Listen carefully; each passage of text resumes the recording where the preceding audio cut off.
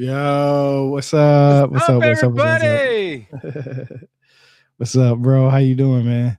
I'm good. I'm good. How about yourself? I'm How's your doing good. I'm family? doing. We're doing good, man. We're doing good, man. Before we started, I gotta say, man, you was over there brushing your beard, and I was Oh just like, yo, yeah, I just yeah. shaved mine like the other day. I didn't actually know how much gray hair I had My until Fu I shaved it, Manchu. man. I was like, dang, I'll be talking like in those Chinese movies. man. I'll be like talk. Me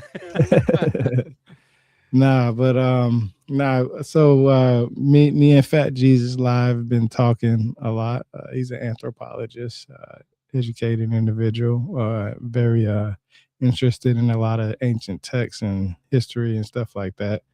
And he likes to go hiking, so he got a lot of equipment. He records himself in the woods or whatever. So it's good to have him here. Good. So we decided to do some collaboration on adding to what I've learned from reading this book series, basically. So, we're gonna start doing these more often together, and he's just gonna do Do that. his part, and I'm gonna do mine. So, man, just tell everybody where they can find you at, real quick.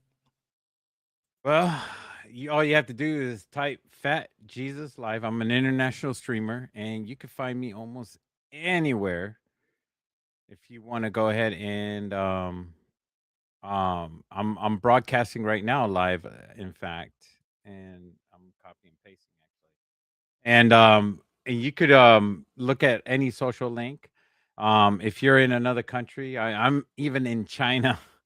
I'm in Russia. I'm in South Korea. I'm in Australia. I'm in New Zealand. I'm in Brazil. I'm in every part of the country, every country, Mexico. Everybody knows me everywhere.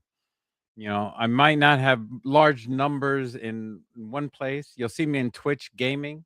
You'll see me in area. I mean, my main area is entertainment, but I study anthropology. Social sciences is the main area of my expertise, and I used to work in the Air Force in security forces before it was used to be security police, and I have a degree in criminal justice, but it's also moved on into anthropology area and social sciences.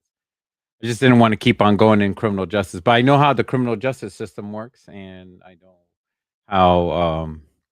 And I worked in the field as well, and worked in the law enforcement area, and also worked in with the government as well.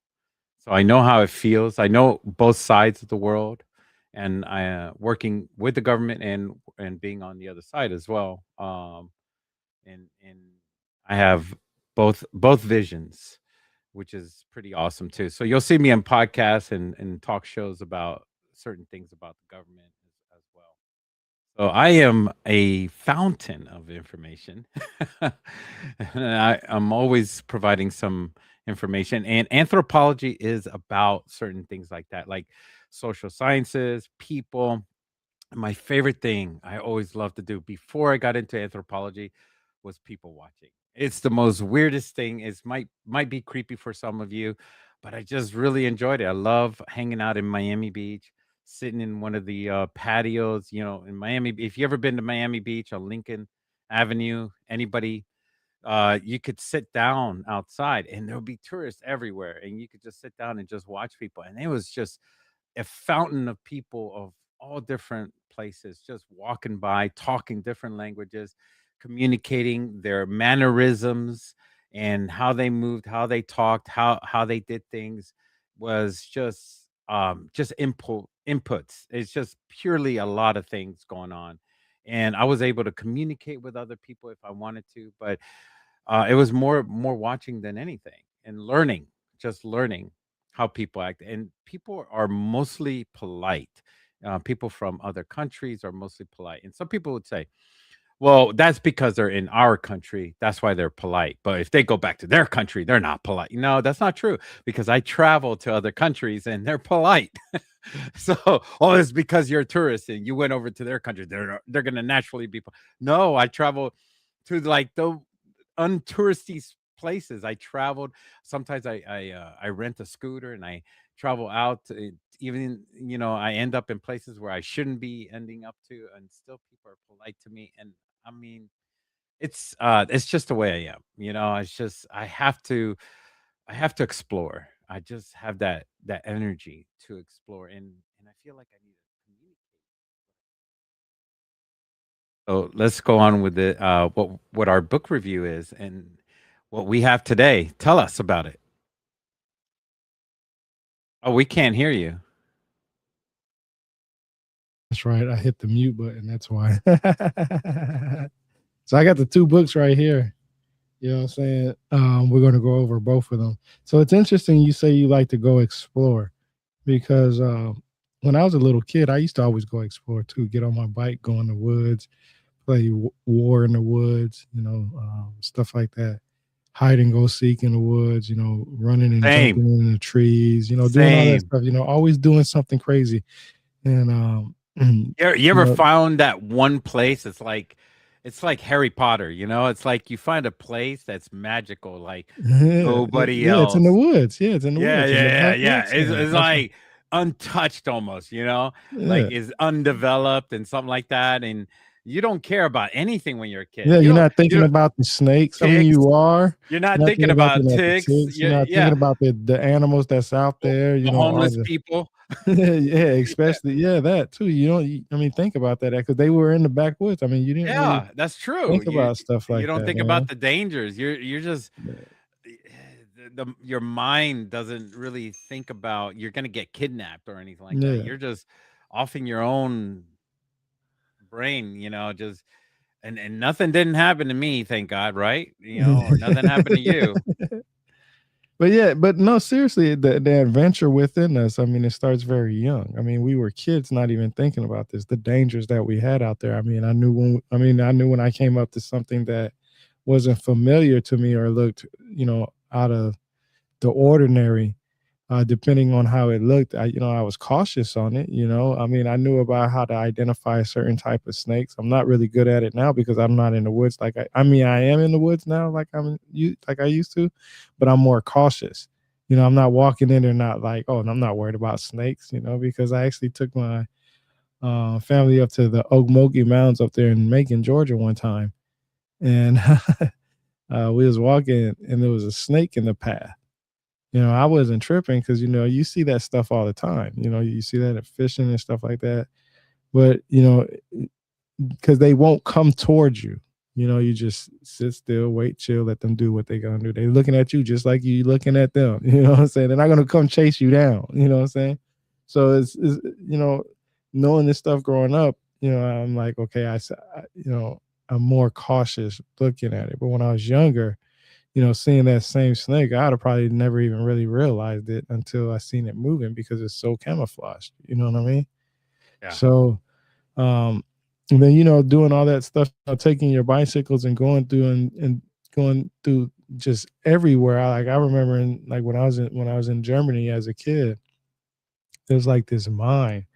I was only like a couple of miles away, and you had to ride your bicycle there. Well, of course, I mean, riding your bicycle now is like you think it's far, but as a kid, it's like an adventure.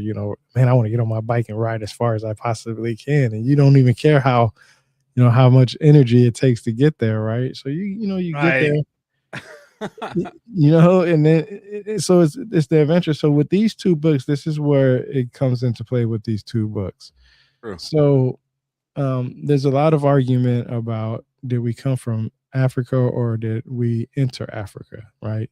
And then there's arguments that it's both basically Do out do of Africa, we do and we do we do we come from Africa? that's the oldest Homo sapien bones comes from Africa. So yeah, so How far. how old is the Homo sapien bone? And that's I'm glad you said that. That's 300,000 years, and it's this bones that they found in Morocco, Africa. But are you sure those Yeah, that's 300,000 years? yeah. It's a But clear. are we 300,000 years old? That That's is the that's dilemma where though. that's not the dilemma. That's people just not coming up with a basic criteria of what a Homo sapien is. Because I agree with you, Homo sapiens of 300,000 years ago is not the same Homo sapiens as we are today. We are considered Homo sapiens sapiens, but not all anthropology or This is the anthropology. controversy. This is the controversy behind that religion. I mean, there are people that believe that. they were put down here on Earth, like human beings, and that was just 50,000 years ago. No, this And religion makes you say. that is the furthest back they have found human beings, human remains, actual human remains. Like they don't look like apes. Like Yeah, they don't okay. have ape features. So meaning that anything that we dig up with ape features is a unique being But of we're its own. considered apes though too, So aren't we? we might have the gene Really? combined in there, but how many other life forms on Earth have combined genes as well? And percentage wise, we do have a large percentage of that gene, that ape gene in us, but that is inconclusive when it comes down to other life forms, especially lizard life forms, have a large amount of genes in comparison to each other. Iguanas and frogs and fish, they all have combined genes as well. Did they evolve from each other or did they just share a common ancestry with each other? But they're all individually themselves, are they not? Nah, I Or did mean, they just spawn off from one single tree? nah. So from what I understand is, uh, so here's this peer reviewed article that I'm trying to pull up for you right now that I understand it. Um, there Anybody are, can chime in the conversation. You guys can chat all you can, and whatever you want to say. We're not gonna say you're wrong or you're right or anything like that. We want to hear what you need to say. So go ahead. yeah. So there's a there's an argument on. First of all, there's an argument on what makes it human, and that argument goes back to bipedalism. And that starts with, just like you talked about, more ape-like features, right? The Australopithecus ramidus and Australopithecus afarensis. Then you have the argument that consciousness is a type of better type of way of identifying a human, and then you have to have what it looked like physically.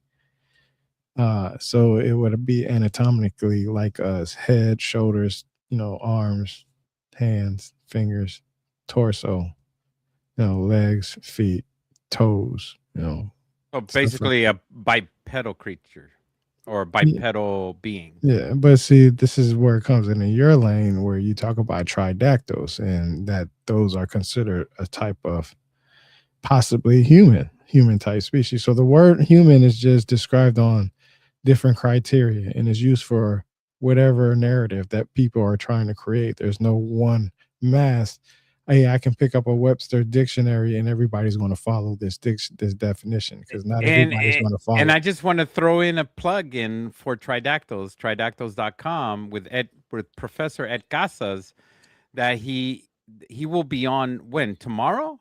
Tomorrow night at 7?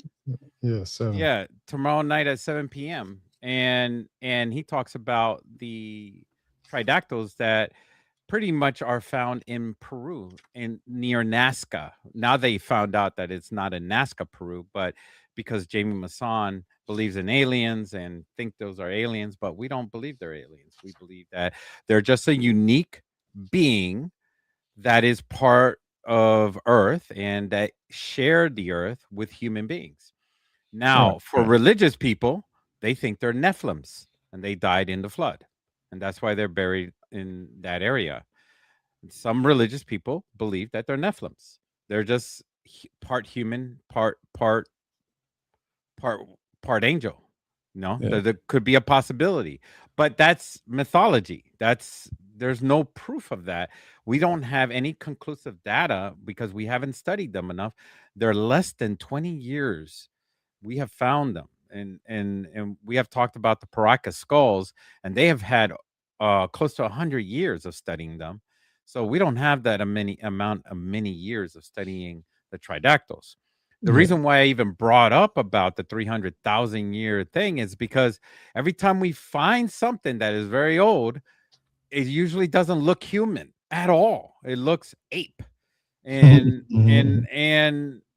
the question is, do we find artifacts with that ape? Yeah, that's why I That always ask. That's why I always ask that. Do Do we we find find anything? tools with that ape? Do we find writing tools? Do we find weapons that the ape created?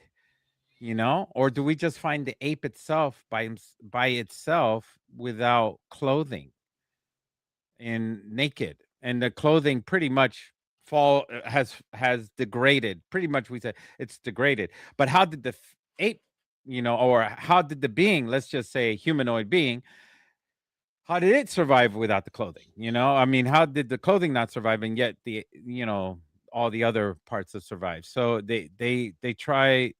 People have tried so hard to come up with excuses saying, "Oh, we found the missing link. So I'm a renowned doctor. I want the Nobel Peace Prize. Give it to me, please. Here's the missing link." No, that we're not going to give you the Nobel Peace Prize. Good job, you found something.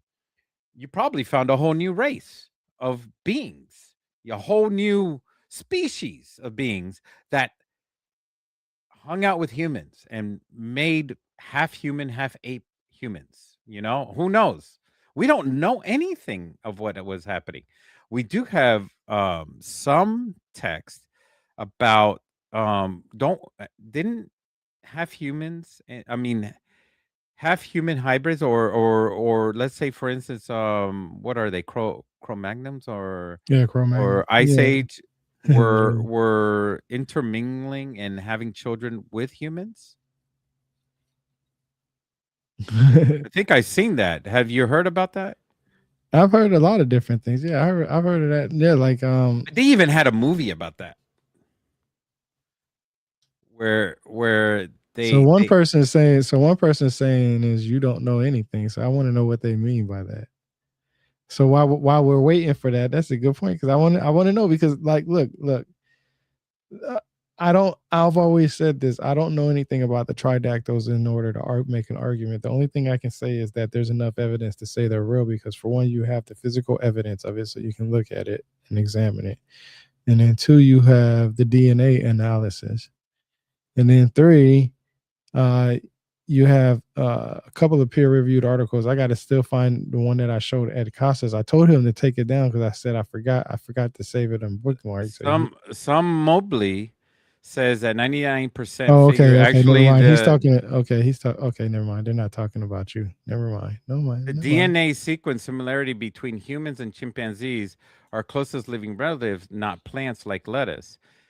But I mean, some Mobley, I guess you're relating yourself to a chimpanzee. I mean, then you're a chimpanzee. I'm not a chimpanzee. I don't relate myself to a chimpanzee. I'm a human being. I don't want to be related to a chimpanzee. I don't want my DNA relating to a But you chimpanzee. I have don't you think have so. DNA that's related to bananas and everything else, though. Even pigs.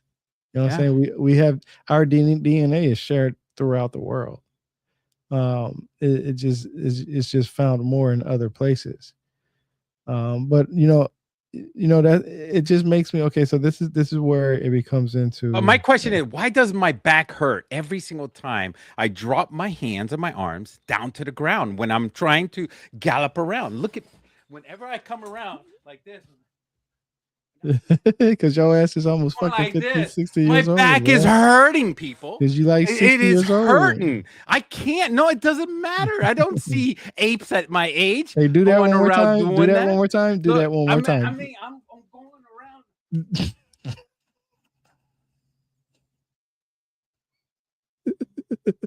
Look at me, people. No, I am not related to apes. I am hurting. I am hurting. I am an upright human being. Okay?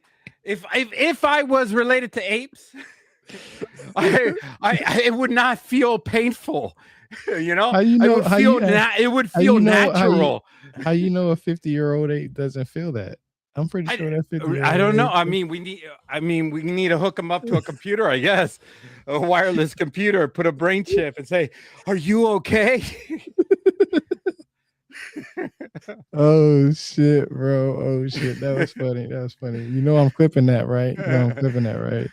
That was good. That's good. That's good. But no, but it gives you an You idea. better clip that. I ain't doing that again. Y'all can meme it. I'm giving you permission. You can meme it all over the world. I got I gotta get I gotta get donation. I'm gonna be a But street performer. It's me.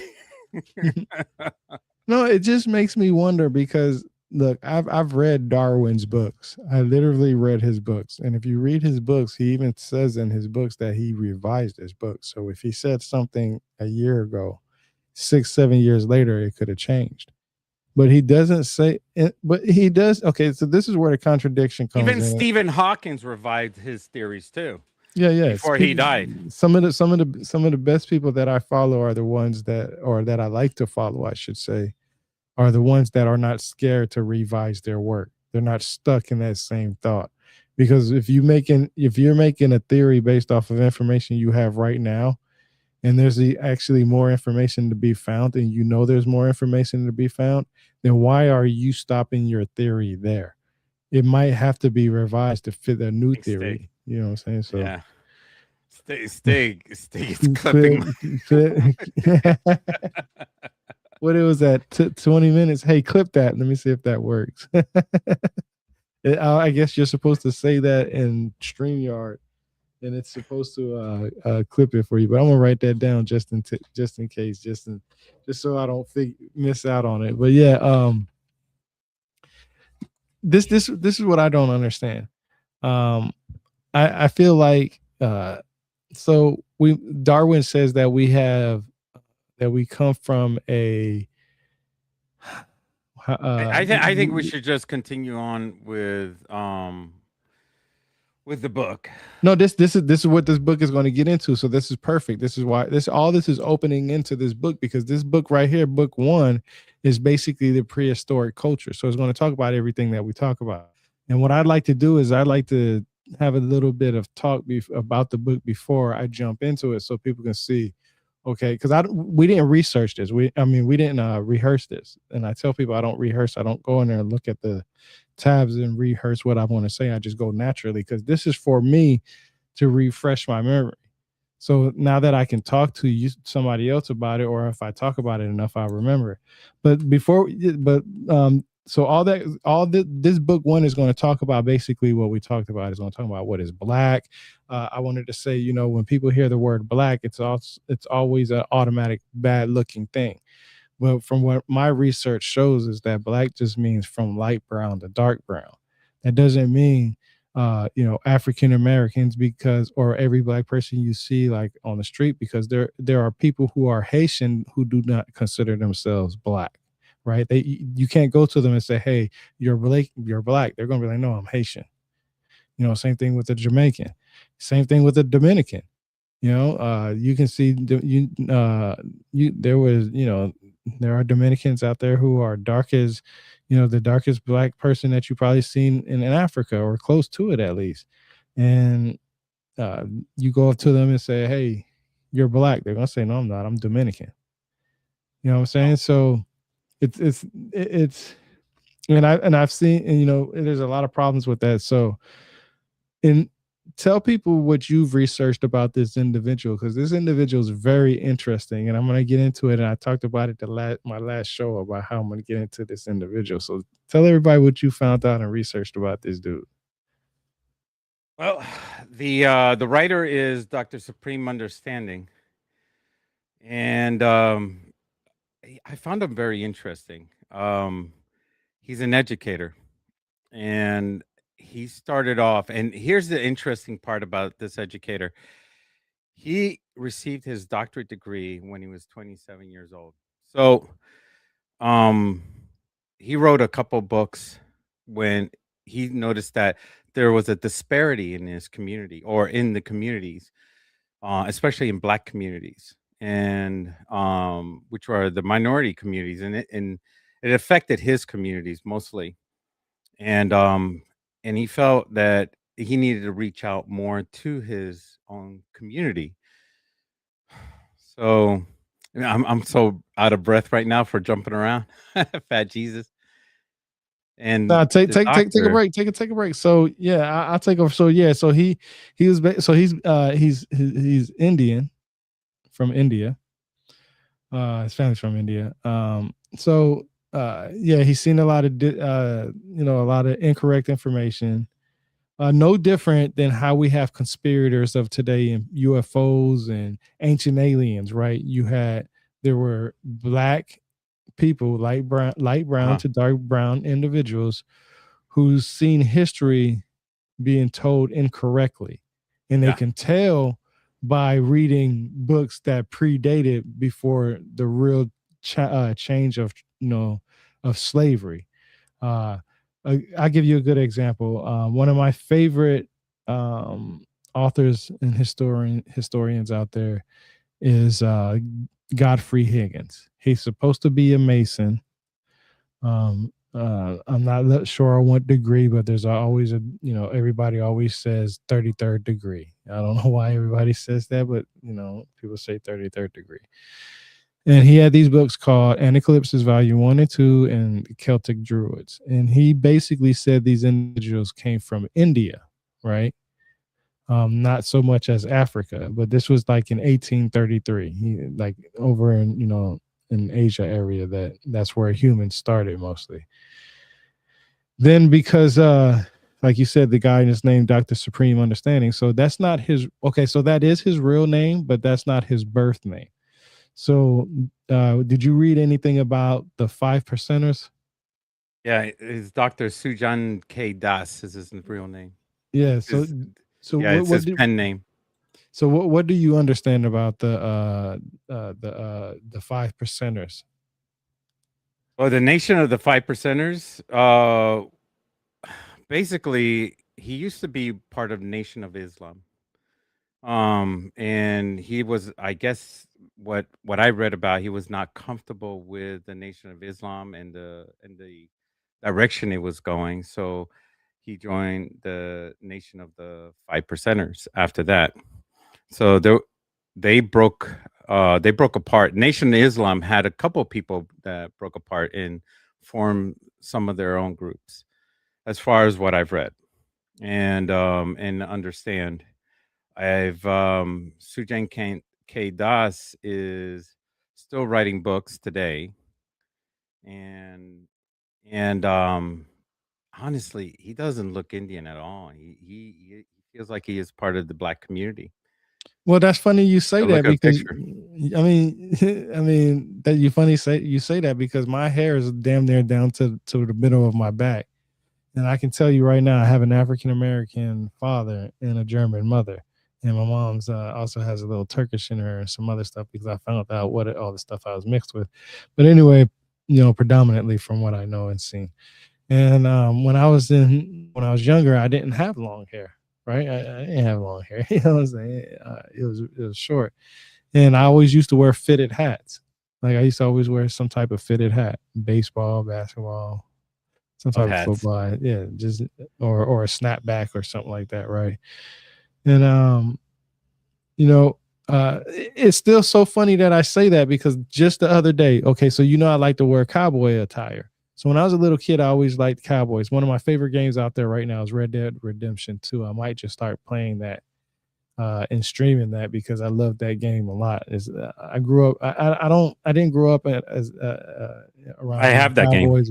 Yeah, I haven't grew up around Cowboys or anything like that. But my father used to grow up when I was growing up. He used to watch a lot of westerns growing up. And I guess that's lot of things. But you know, for me, just wearing the cowboy hat and the boots and stuff. First of all, the boots has always been dope to me. When I was a little kid, I always wanted to have cowboy boots. Instead, I got Timberlands and high tech boots and stuff like that. Uh, Give him a second. He's babysitting at the same time. So I'm like dead air right now. So what he was talking about no, it's was all good. It's all now good. he's back. Yeah. He's back. I'm gonna let him. I'm gonna just let him sit in the background. I don't care. He likes to have fun. But yeah, like I was saying, like when you uh, like when I was growing up, I grew up watching my father watch cowboy shows and stuff like that. And I always wanted a boot, so I was like, man, I always get these boots, but I always got high tech boots or Timberlands and stuff like that because the hip hop attire and stuff like that. So when I turned like 40 something years old, I went and bought me my first pair of boots, a cowboy hat. And the only reason why I bought the cowboy hat is because I like to go travel to different places, and I call myself like the local historian and stuff like that. And I what I like to do is I do my boots on ground videos on it and stuff like that. And I've actually had people in my city notice me who I was because they seen me promote my videos a lot throughout Facebook on through the city and stuff. But uh, just to get back to what I was talking about is that when it comes to doing all this stuff like here, seeing my parents growing up, seeing who I was seeing, I never wanted to have a dog. I never had a dog in the fight on who came from where, right? I just only seen a black father and a white mother. It wasn't until I've experienced racism and television and all this other stuff that people made me look at why this is happening in this way and that way and stuff like that. Like I wasn't focused on it. Like I never cared about it. Like when I watched a superhero hero show, I never questioned why there wasn't any black ones, right? Because I knew which ones they were. There were certain ones. You had like Spawn, you had Blade. Blade saved Marvel, you know what I'm saying? So you know what I'm saying? We had our superheroes growing up if you was black, and then if you was white, you had your superheroes, right? And I grew up with both, so I was like, shit, I got the best of the both worlds, you know what I'm saying? I'm right True. between, you know what I'm saying? So I never had a dog in the fight. It wasn't until, like I said, I experienced racism. So with this book is just basically what we're going to talk about. And like you said, okay, so like when you was talking about the 5 percenters and stuff like that. So the 5 percenters, they're basically a group of individuals who basically believe that there's a God within each other. They believe in one supreme being. Some of them don't. They're basically just like any religion out there or denomination of a type of a religion where they have what they believe in and what they don't believe in. That's why there's tests and that's why there's certain beliefs and rituals and stuff like that. So what else did you learn about it? Well, when we were talking earlier, he was 21 to 26 years of age when he got his doctorate in education. Then after that, he made his first book out and how to hustle and win. He was focusing mostly on the youth in the minority community in his area, and he wanted them mostly to focus on education. So education was the most key point, but the education he was focused on for them was street education. And to me, it was when I was reading it, I Yeah. was like, that's a bit hypocritical, isn't it? You got a doctorate degree, but you want them to learn education on the street. So today, I hear people saying, "Well, that piece of paper ain't worth nothing." Yeah. Everybody's learning everything from Google these days. They can get on Google. Like right now, I have Google up and I get my notes up and all that stuff, and it helps me. But it to me, Google is like they're like cliff notes, not Yeah. proper education. But people take it as pure education. And I don't think it is education. I think proper education is going to school and getting your 6, 8 year degree and stuff like that, such as like what doctors do. I mean, you don't want a doctor that didn't get an education at school, right? You don't want them to do surgery on you without having proper education. So he was but here's the thing. I think the disparity was that the racism in the community was limiting children from getting that education. I think that's what he saw, that they were Yeah, not yeah. getting up there. Well, so yeah, and because we're going to start jumping into the books. Yeah, you're right. It's so many different ways of what he's seen. Now, I can tell you right now, there are a lot. He has a couple of books out there, and we'll be going over them actually. That's a good point because we're starting a collaboration with this. We're going to be going. His next few books or what I'm going to go over are his few books, and a lot of the 5 percenters are, and I'm not saying this in the wrong way or anything like that, but a lot of them have either went to jail, prison, or is still in prison. He has a Well, whole book of it. that's their recruitment though. Their recruitment is really focused on the homeless, the people that are on drugs or on the streets. They focus on them, and Yeah, then they recruit them. They clean them up, and then they bring them up to par and call them yeah, brothers. yeah. That's what I was So gonna say. Yeah, that I mean, that's the you can't redemption. avoid to say most of them did go to prison No, because they because were most of them were arrested because they because were on people drugs and they were people homeless. people will read his see in this, and before we jump into his book, because it's very important that this is said. When you read his books, he's a very educated individual, but his terminology and the words that he uses isn't scholarly. He uses curse words. He uses words that I mean, if anybody has ever watched me, just think of how I talk. I sometimes use words that I shouldn't use. I'm not gonna say I shouldn't use because Well, there's you got your kid back there, so you gotta watch your tongue, so yeah, but y I'm no, I'm just saying you like gotta it's pay a just dollar? You have to pay a dollar every time you curse at the house? hell no. But no, it's just he's not he doesn't speak scholarly. He speaks like he's on the streets. Like you at a backyard barbecue, you got a couple of people either smoking, you got a couple of people they're drinking, you got a couple of people out there, doing whatever because everybody knows what type of family member they have in their family. You know what I'm saying? But this is at a family reunion barbecue. You know what I mean? And that's how he's talking to you.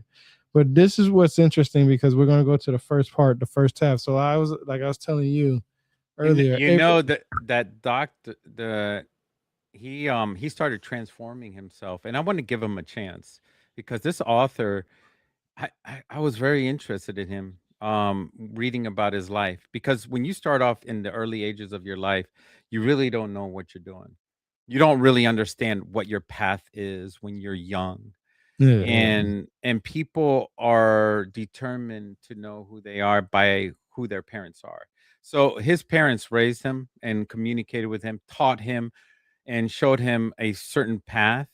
But it isn't until you experience your own path you start start doing things your own way in life. You become the parent, you become the adult. And so he started transforming and he started moving away from certain groups.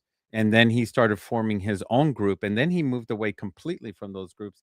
And I'm not sure if he still communicates with these groups or if he still holds a leadership position. I actually tried looking around to see if he still holds a leadership position in these groups, and it doesn't seem like it because yeah, he's pretty much on his own 2 feet. yeah. He's not really active like he used to be. Yeah, He like used it to be used to very he be. used to be very active. He used to do a lot of conferences, guest speakers at places. He used to be very, very, very. I mean, so Very active. vocal, right? Yeah, he used to do videos. He used to go live on Facebook a lot. Um, I learned about What him. happened? What happened to him? I mean, I don't know. I don't I know. thought we were gonna I have him I on I'm, here to interview him. I emailed him one time about 4 or 5 years ago, 3 or 4. No, it had been about 4 or 5 years ago. I emailed him about 4 or 5 years ago, and he said just keep in touch. And I emailed him a few more times after that. I know that for a fact, and he just went off the map. And the only reason why I know that is because he hasn't been active on anything. But his books are very knowledgeable. So what I want to say about him and a lot of people, because I've even been called this, I've been called Afrocentric. I've been called Afrocentric so many damn times. It's so funny because of the simple fact that all my information comes from white guys, white Europeans. Like I said, my favorite historian is Godfrey Higgins. He has a books called like the Anaclypsis Volume 1 and 2 and Celtic Druids. My next one is Albert Pike because of Masons, because of Morals and Dogma. And you studied at a university as well, right? At college? Well, I didn't study. So there's this website called edx.org, edx.org. And there's a place where you can take free classes like if you was going to college, right? If you wanted to take a class from Harvard, you will go sign up for Harvard, sign up for tuition, blah blah blah, and take the class. Well, they have where you can take the class online, and it's the same exact class that they teach at the school itself if you're on campus that they teach in online, and you can get a paid version where you can get a certificate that says you took the class, or you can just take the free version, and the only difference is that you just don't get a certificate. You get the same I'll exact tell you my information. experience in college, in university at FSU, and also over down in Miami, and the College of Miami.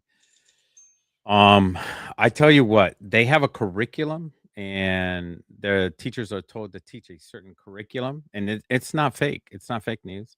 It's true. It's real. Um, I have two teachers that are best friends. I have them on my phone right now, and Mm, I could call them.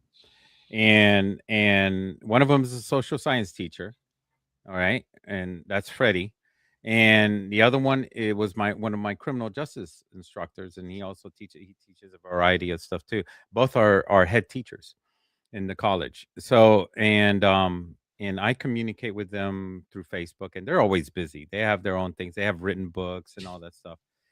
And they've told me the inside scoop on what mm, happens. And yeah, they whitewash most of the mhm. curriculum. They do. And what you were just talking about is it's real. It's real that Yeah. most of our history and anything minority history. I'm not going to say our because I don't want to claim black history as my own history because I do have a great great grandmother that was black.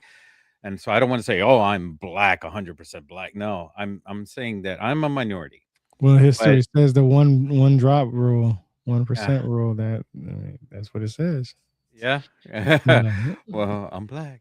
But the thing is that I have You're Black complete Latino, black or Latino, Afro Latino, or Afro Afro Latino. Afro, but I was taught the white eccentric, like the white, white Mhm. history.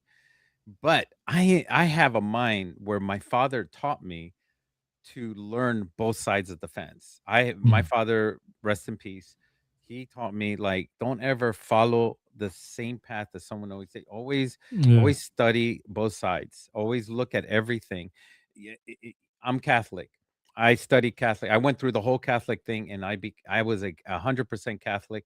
But I also studied Buddhism. I also studied all these other, and Yeah. I did the whole meditation. I did all this stuff, and then I went to Baptist church, and I studied the Baptist tradition, and then I went to believe it or not, Presbyterian, and I did the whole eight. And I went to a black church, and I did the whole 8 hour thing, buddy. If you don't do the whole 8 hours in a black church, staying in the black church for a whole 8 hours, then you weren't in a black church, baby. That's the truth. That's the truth. I'm All right, sorry, so but here we Catholics go. only do 1 hour. So here we go. So this is the first tab. We're going to start going over the tab. So this is actually, and what he actually does, and what he says in his books too. So just keep in mind for everybody is he wants people to share the information in his books, meaning that he wants you to, if you buy this book, to give it to somebody else. You don't necessarily have to persuade or convince somebody to buy it if you can give him your copy or borrow it. He just wants people to pass the information. He wrote the book so people can pass the information. So that's basically what it says. So with the first tab, he says it says as long as history has been written by Europeans, blacks have been written out of history. Black people have been described as primitive savages, an inferior race that has Tell us given what we don't know. that has given nothing to humankind in the way of arts, the sciences, or civilization. Hell, this is what he says. This is why I said this is the way he talks. So he says, "Hell, I don't have to paraphrase what they said. I can give you some direct quotes. So here's what they think about you."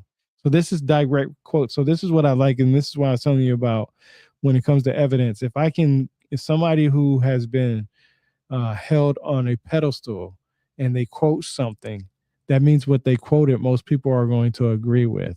They're going to go with it until it's proven otherwise. And no matter what the narrative is, if it's to benefit their narrative, you better believe they're going to believe it, right? So he says the first quote that he can say that he says, talking about how black people were written out of his history, was in 1768. European Enlightenment philosopher David Hume, Hume, said, I am apt to suspect that Negroes to be naturally inferior to whites. There never was a civilized nation of any complexion than white. nor even any individual eminent either in a action or speculation. No ingenious manufacturers amongst them, no arts, no sciences. In 1837, German philosopher Hegel, Hegel, said in his History of Philosophy, at this point we leave Africa, not to mention it again, for it is no historical part of the world. It has no movement of development to exhibit. Okay. Now, in 1902, John Burgess, Burgess, wrote in his History of Reconstruction that American slavery was the consequence of nature. All right, I'm going to say this again. Reconstruction that American slavery was the consequence of nature. Okay. A black skin means membership in a race of men which has never created a Two heavy hitters. civilization. Yep. You hear it, right? Yeah, yeah. Okay, check it. A black skin Thank you, means Doom.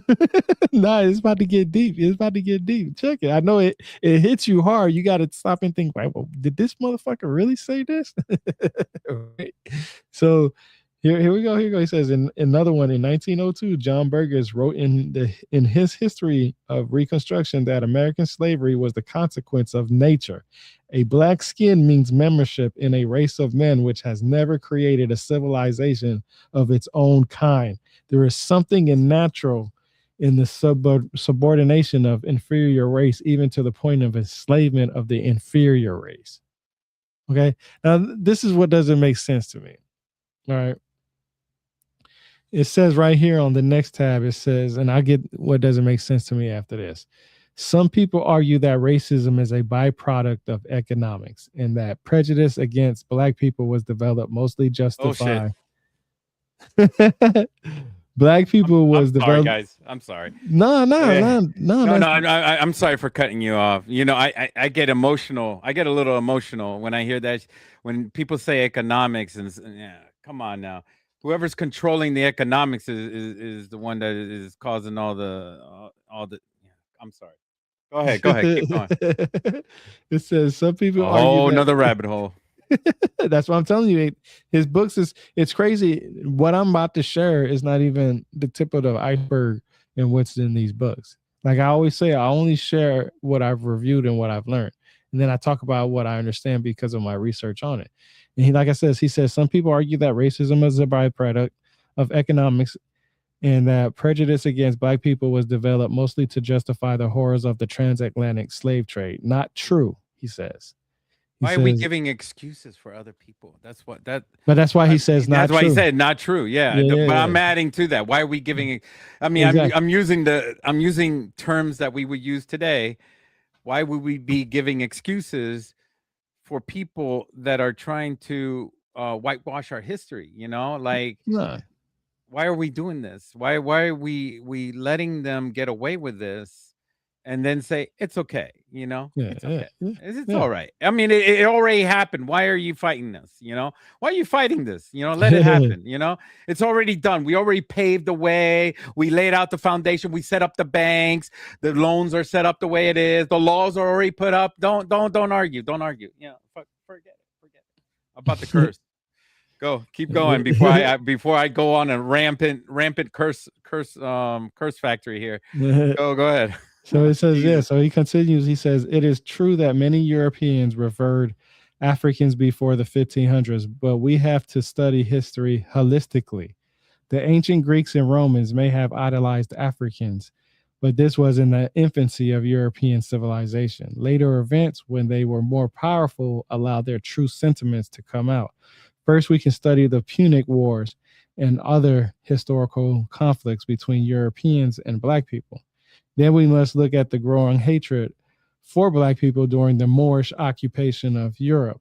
As they became increasingly capable of conquering Black people, they became more vocal and upfront.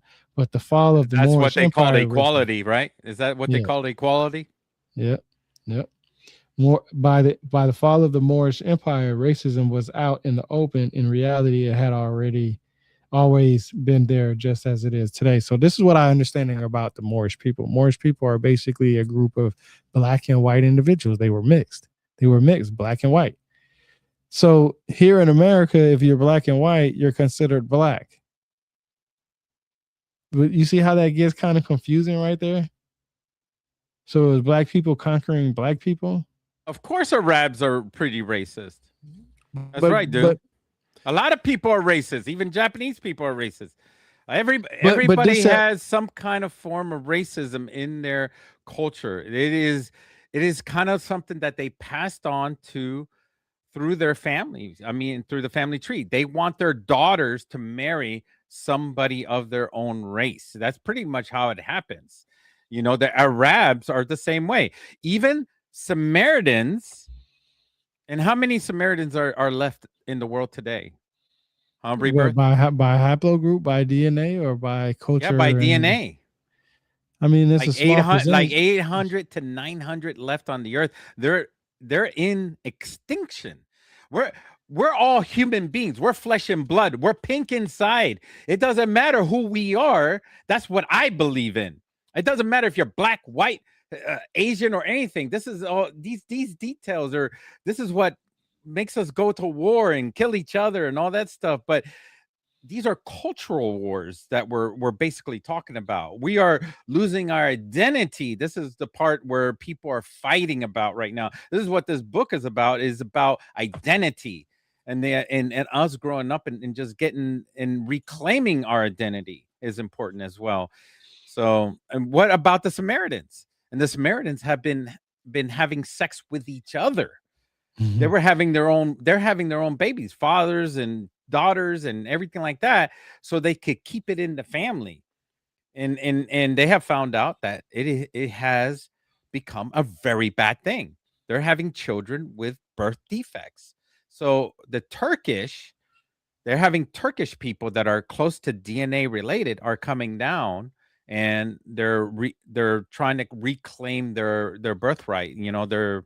The Samaritan birthright. They're trying to get more of their population up and running.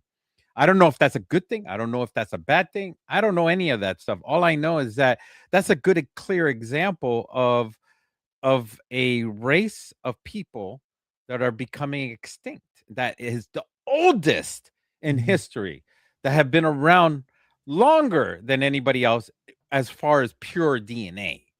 Pure DNA. Okay, when we talk about pure DNA, we're talking about having the same people with each other the whole time and not spread out with other races. Go ahead. All right, so yeah, no, no, just this is where it comes into. So, you know, it's always considered that Africans were savages. Even today, they still look at people as African savages. So even and they Why would consider they themselves. say that? But that's why Why this would next they step say that to the this king and queen of England or the but king and queen of Spain? Why would they say these are savages? What would they gain to say well, it's that? just That's it's what always we it's need to always ask. well that's a good point. But see, this is where uh remember when I was saying that a lot of people say, well, even myself, I've been considered Afrocentric. When you hear stuff like what I'm about to read right now, you're like, is this true? Wait, And wait, then wait. you're like, Let me add a different. Let me add it differently. What would the police gain by sneaking a bag of cocaine in a innocent black man's pocket? What would they gain? well, they gained the arrest, of course. They gain an arrest. They gain a stripe on their shoulder if they arrest enough people. What would ICE gain for arresting a certain amount of people? It doesn't matter if they're innocent or guilty, because we already know. We read it. Yeah, it They always they looks get good they, on a they get a resume. They bonus. They get a Yeah, bonus. yeah, Yeah, we all know that. We all know that. They get a bonus if they. It doesn't matter if you're guilty or if you're innocent. They're gonna arrest everybody that's in their path, which is horrifying, guys. It's horrifying. All right, and it's the worst. So that's the other thing. If someone's gonna say that you're a monster, why are you calling me a monster? I'm giving you food. I'm giving you a place to rest. I'm not killing you. I'm not a savage. I'm inviting you into my tribe. Because people lie, bro. That you can see that in 2026. But People what lie are on they people. gaining? Well, it to them, it's all about probably for most people, from what I'm seeing, just being in the podcast world. I've been doing this for years. Money, Um, buddy. Money. well, yeah, that's what I was going to say. So I've been doing this for years. Trade.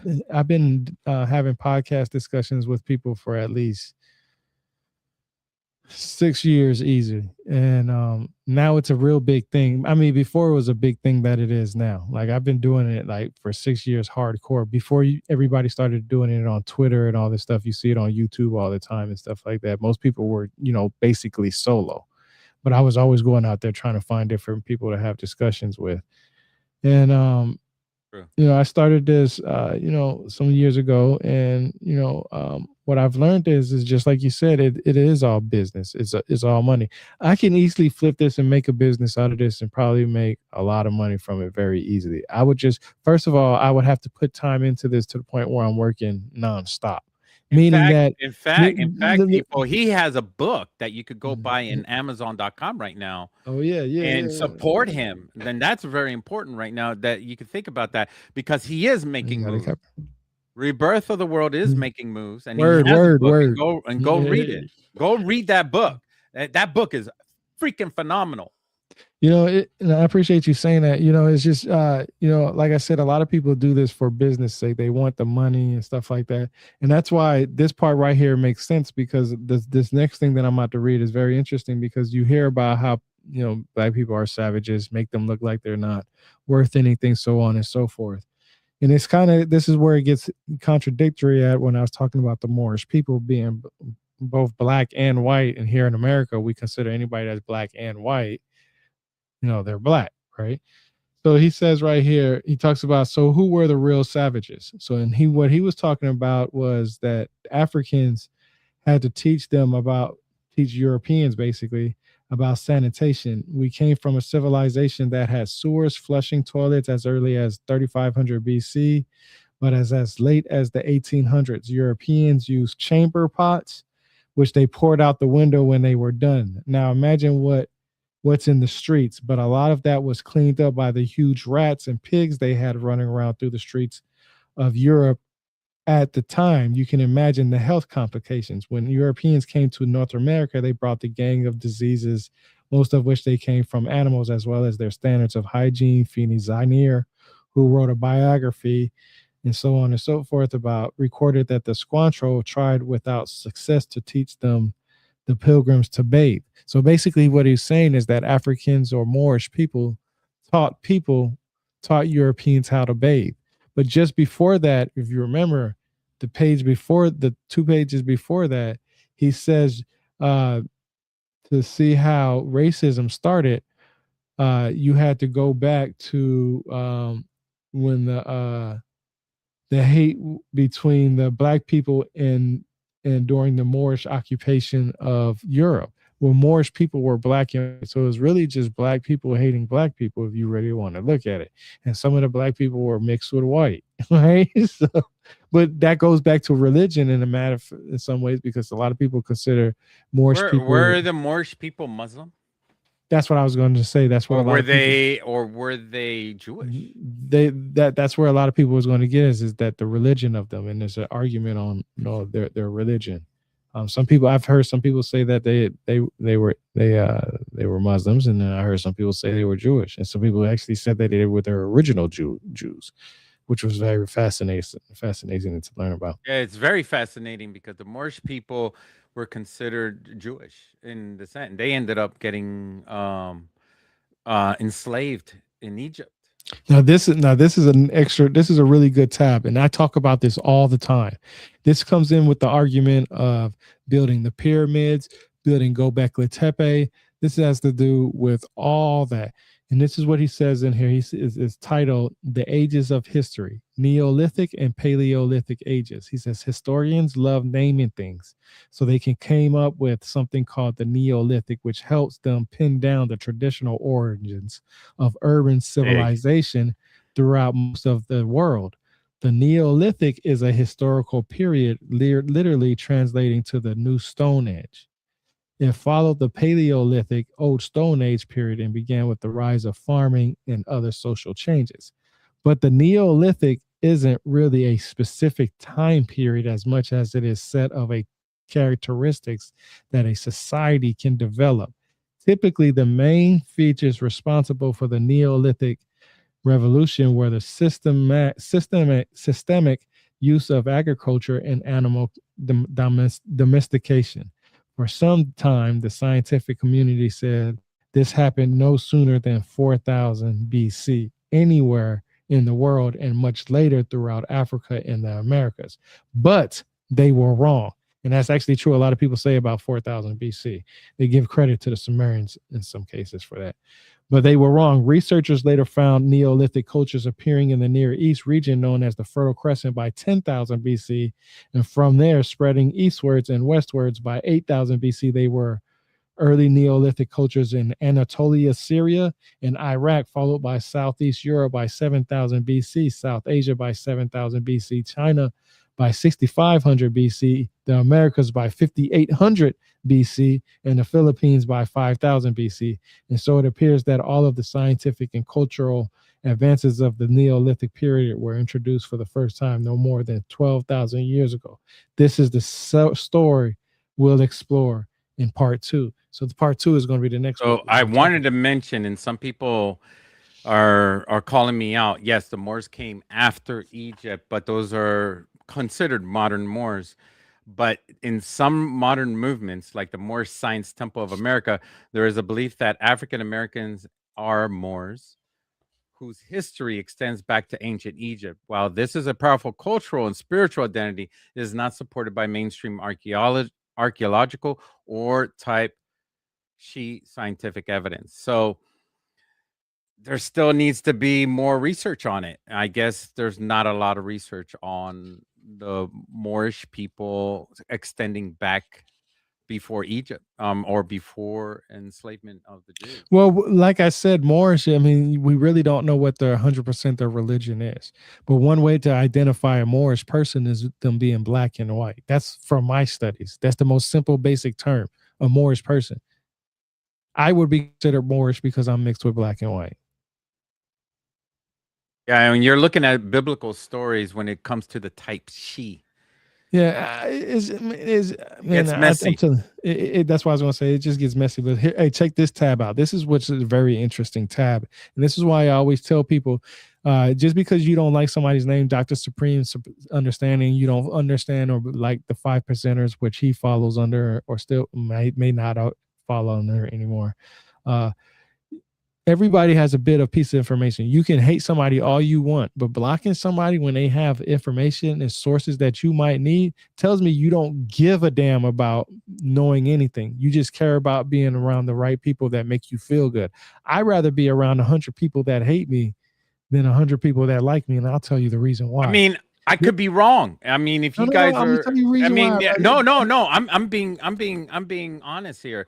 I make mistakes, so No, we all do. We if all I'm do. wrong, We but all make mistakes. whenever I mention something is because I'm throwing in a piece of information that is connected to a more wider area of Yeah, thinking information. outside the box. Thinking outside the I'm box. throwing a rock in a big lake. Yeah, That's what I'm yeah. doing. I'm not really fishing with a line. I'm actually throwing a rock and hopefully hitting a fish.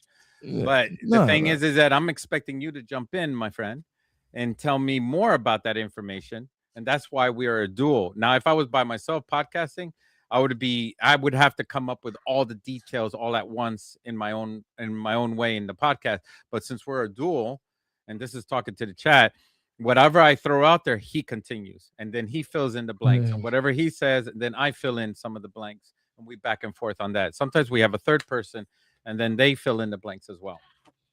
You know, it's so funny. I was going through the pages because I'm about to go to the talk about the next tab. So the last time I read this book was around October of 2022, and I know that because I took this book to with me to the VA hospital. Oh yeah, Yeah, you get the little receipts. You know what I'm saying to check in. nice. So that's the last time I read this book. So these That two was books was a probably while back. between October, yeah. So yeah, 2022, yeah. So and I'm going. That's why I say I go back and I do. I have a website, rebirthoftheword.com. I have a lot of books, but I don't have all my books on my website because I'm still slowly updating that. I have a lot of books I have to go through. A lot of times I don't put my books on my website until I at least read it at least 2 times. It used to be 3 times, but I want to at least read it twice, or at least go back and skim through it the second time and read the tabs again and stuff. Just I have to go back and read it a second time, basically. And so I have a question. what's up? Dr. Sujan Das is the author. How I question sometimes the author and the authenticity of the author's writing. And I speak from a like a point of view, like I'm looking from the moon down to the earth, and I'm thinking through a cultural perspective. How when he writes his book, is he affected by his cultural upbringing or the cultural effects of what he believes in? So when I brought up when we brought up like the nation of the 5%, the nation of Islam, these these groups heavily affect our lives.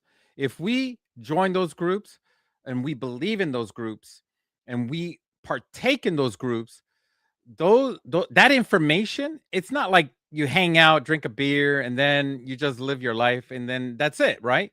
You really are religiously interested, and you really are your feet are in the ground. You're grounded. You're putting roots into that, and all that information is passing through that dome of yours, that head of yours, and it's affecting you, right?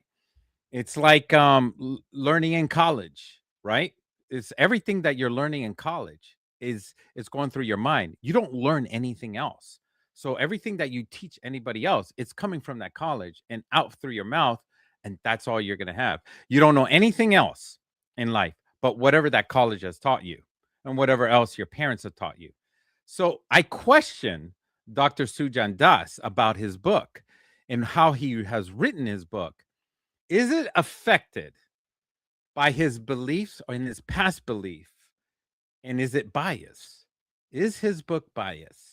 You And know, is and the and I can outcome tell you, bias? I've read his books, and I can tell you he's definitely biased.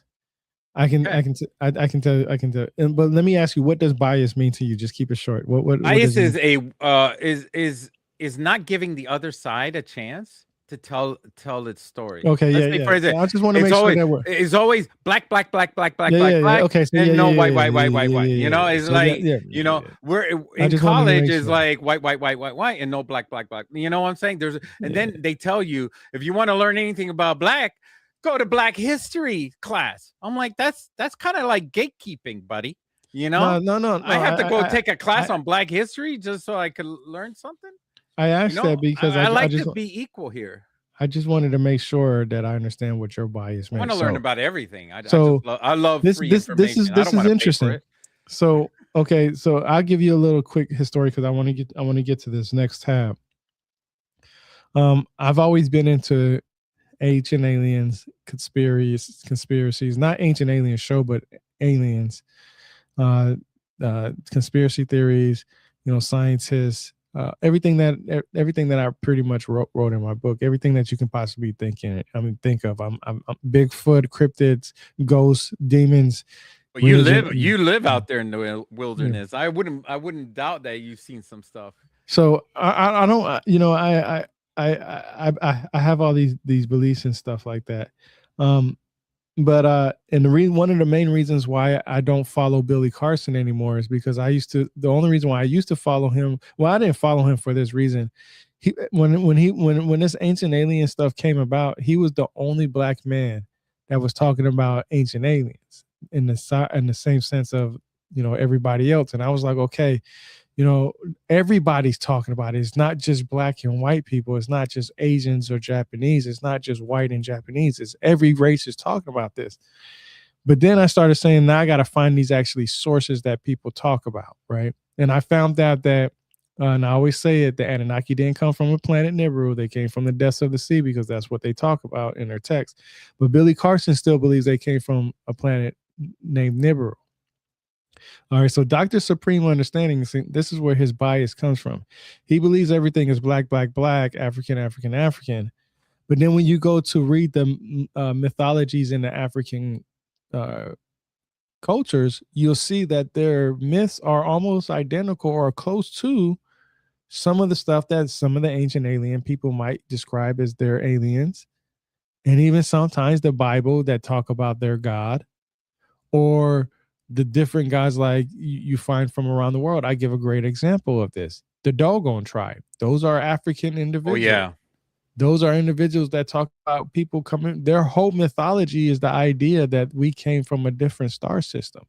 Their whole idea is that they That's left this. wild. That Yeah, is that's what so I'm saying. wild. So, but see, this is the thing. Doctor But that's Supreme not under. how we're raised. I mean, But see, most this of is the no. society is Hold up, not no, hold up, raised hold up. with Let that me finish. idea. We're not raised with it. Let me We're hold up. raised Let me with finish it. Jesus Christ, you know? No, hold on. Let me That's as finish. Let me far finish. as my education goes, Now as let me far as finish. Let me show. the Let me tell you. stars. Let me tell you. Let me tell you. This is That's where it gets wild. really, really interesting. At is that um, Doctor Supreme Understanding doesn't believe the Sumerians or the idea of the Anunnaki being these types of gods and stuff like that. But this is the thing: the Dogon tribe and the Sumerians and the ancient Egyptians, they both their mythologies are damn near identical, literally identical. The writing system is not the same. The story word for word is not the same because I hate when people say word for word because if you say word for word, I should be able to look at word So for you're saying the word. Sumerians are the Dogon tribe. That Basically what I'm they are they and are the this longest is living ancestors on this earth. is how mythology traveled. You can trace the doggone myth haplogroup and find that it ended up changed differently, of course, because it came in a new haplogroup when over generations, of course, into Iraq, Afghanistan area, that Mesopotamian area, even Iran area. So you can see that same haplogroup there. So you can see how these traditional stories from the Dogon tribe started way beforehand, and they slowly made their way up that way. Even with the Egyptians, a lot the stories are almost the same. So, but this is the next tab that I want to read because this is interesting. It says seriously though, Tell us about it. social scientists have actually compared children diagnosed with ADHD and hunter gatherer populations, even suggesting some sort of genetic link, but that's on another issue and we'll have to get back to on a later date. So I actually did some research in this back then. And what they're saying is that people okay, so so basically ADHD is basically from what I understand is attention deficit disorder, right? That's the one, right? Let me make sure. Let me make sure it's the right one because I sometimes get some Yeah, of it these. is ADHD, attention I just deficit want to. hyperactivity disorder. Yeah. Yeah, I just want to make sure that I got the right one because I do get the mixed up sometimes. ADD So is just it's pretty much they're a doctor told me they're the same. They want to separate them, but yeah, I mean, like it's like separating sticks for a fire. yeah, that's why I get them confused a lot because sometimes it's ADD and then it's ADHD, um, It's or hyperactivity or whatever disorder. attention. It's a Yeah. So, hyperactivity disorder. so basically, what I want to say At is one time they didn't even call it a disease. They just yeah. pretty much said, You're, tough luck, kid." No, but see, this is what hunt. This is the thing about hunters and gatherers. So, and when we're hunters and gatherers, we had to stay up and pay attention. Somebody had to stay up and pay attention throughout the court, the camp. I mean, think about it. How we used to do fire guarding or fire duty in the military. You know what I'm Yeah, saying? I remember You know, that. remember, somebody had to stay up because and then you had to guard duty. You know what I'm saying, and stuff like that. Everybody, even in your little, and everybody had to rotate, right? Hunters and gatherers. You had to pay attention and stuff like that. So you had to find things to do. So that's why he was talking about that the link between hunters and gatherers in ADHD.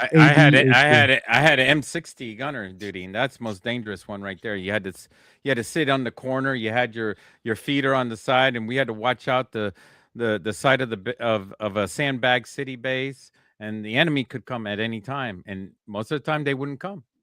Now But here, it only takes that one time, and it would be the end of your life. You know, yeah. the end of everybody's life. So here's the next tab. And this is why I like him, because if you can get past the emotional ideas of what this man says and how he talks sometimes and just go for the information, you'll gain a lot of information. So he says the first manufactured technology that we have solid records of are stone tools, right? That's what's generally accepted. Earlier, you read about evidence of tool used 3.39 million years ago in Dikika, Ethiopia. So we probably had tools even before then, some made from organic materials like bone and wood, and others from stone, so weathered we can't tell if they were man made. The best evidence thus far is bone tools dated back to 3.3 million years ago, and Sturfontein, Sturkfontein, South Africa, the world's first stone tool industry is Wow. known as the Odawan industry, which is true. That is the it's Odawan industry, Ode, and then OWAN. So OLDOWAN. So that's why he's saying that the oldest tools comes from Africa. That's his idea. So here we go. Here's another tab. It says archaeologists working at the Blumbos Cave and nearby Sidibu Cave in Southern Africa have assembled a body of evidence for a culture they've named the Steel Bay culture. The people of Steel Bay ushered in a wave of technological advances, including projectile weapons, manufactured jewelry, surgical tools, and chemical adhesives 71,000 years ago. These are the modern words of the course, but archaeologists describe the artifacts as stone tipped wooden spears, shell beads, piercing needles, and the earliest example of compound glue used for attaching stone points to the wooden spears. There are even older examples of glue, such as 90,000-year-old find in Israel, but this evidence was the first that allowed for a chemical analysis revealing a compound adhesive made from plant gum and red ochre or ultra, or however you say that word. I'm telling you, man, that the information this dude has is crazy. So here we go. Let me see. The next one is okay. So this is, you know who Michael Tellinger is, right? No. You don't know who Tell us Michael? who he is. Okay, so Michael Tellinger is basically this individual who talks about. Okay, so I'll just read it so that way it'll make sense to you. So it says, Some of us don't know who he is. yeah. So he's okay. This is what he says. This is a perfect part. Then this is a perfect example of explaining it, so I don't have to worry about missing this part. So Does the this is chat what. know who Michael is? Yeah, I'm about to tell you who he is. I'm about to say it right now. So this is, but I'm telling you what in Dr. Supreme Understanding's words on how he says it. Okay, he says he's a white guy named Michael Tellinger claiming there's evidence of a 200,000-year-old civilization in South Africa. He's got all these pictures of stone circles that he claims are the remains. Seems fantastic, right? And is in Africa, right? Wrong. If you read further into his claims, he's only using this evidence to point to the alien intervention. He's not giving credit to any black civilization builders. He's saying aliens put black people to work to build this stuff 200,000 years ago, and that's how they jump started the modern human race. But what about those stone circles? Well, here's where you ask what dating technique he used, and his answer is none. So when he dated this to 200,000 years ago, he doesn't have any DNA, any analysis that says it goes back that far. He claims that you effectively date stone. That he claims that you can't effectively date stones, but if you look above, you know what that's not true. There are plenty of different ways to come up with at least some idea of a date, but he's not going to do that because then it would show that those stone circles are actually just cattle crawls used by Bantu herdsmen since the 1500s. And he's got a book to sell, a few actually, primarily to people who want that fantastic black history, even if it's not based in real evidence, and only to find out he gives all credit to aliens instead of Africans. And this is somebody that actually Billy Carson respects and follows and stuff like that. Now, so when I Michael read, Tellinger, right? yeah, so for when I first read this the first time, I was like, man, I was like, come on, bro, you got a lot of symbolism in there that you don't really know about. So he talks about how it was made for cow herdsmen, right?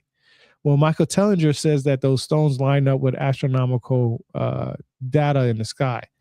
Some people said that it doesn't. Some people said it has.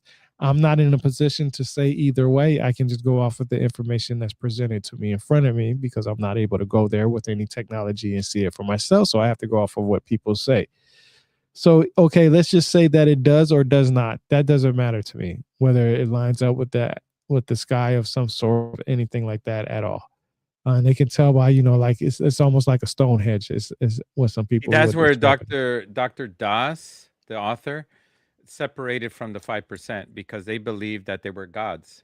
Yeah, And that's that alien theory again. And Tellinger even brought that up in the 200,000 years ago. They believed that the aliens came down from Nibiru, and they came and they gave the technology to the black man and intelligence. So basically, he was just pretty much saying that black people were dumb back then, and then they yeah, gave them intelligence. Pretty much, yeah, here we go with racism again. So and then, then why are you thinking it? Why are you thinking it, man? Why are you thinking it? you yeah. know? No, no, no. Why are you even adding that thought? you know? But let's be. That's what I'm thinking. So here's the thing. The that he's adding the idea of the gold idea, even though they're respected historians, but he brought up the whole alien thing, and that's why they're clashing with each other on that whole Yeah, the whole yeah, thing. And then here's Billy Carson, a black man, agreeing with Tellinger because yeah, it goes with his book, yeah, and yeah, that's yeah. awful. That's just awful. But I see, mean, but see, neither one of them make this argument, and this is my argument. And I mean, like I said, the last time I read this book, I've had this argument this long, and I'm just now getting able to say it. So he talks about cow herdsmen, right, by Bantu.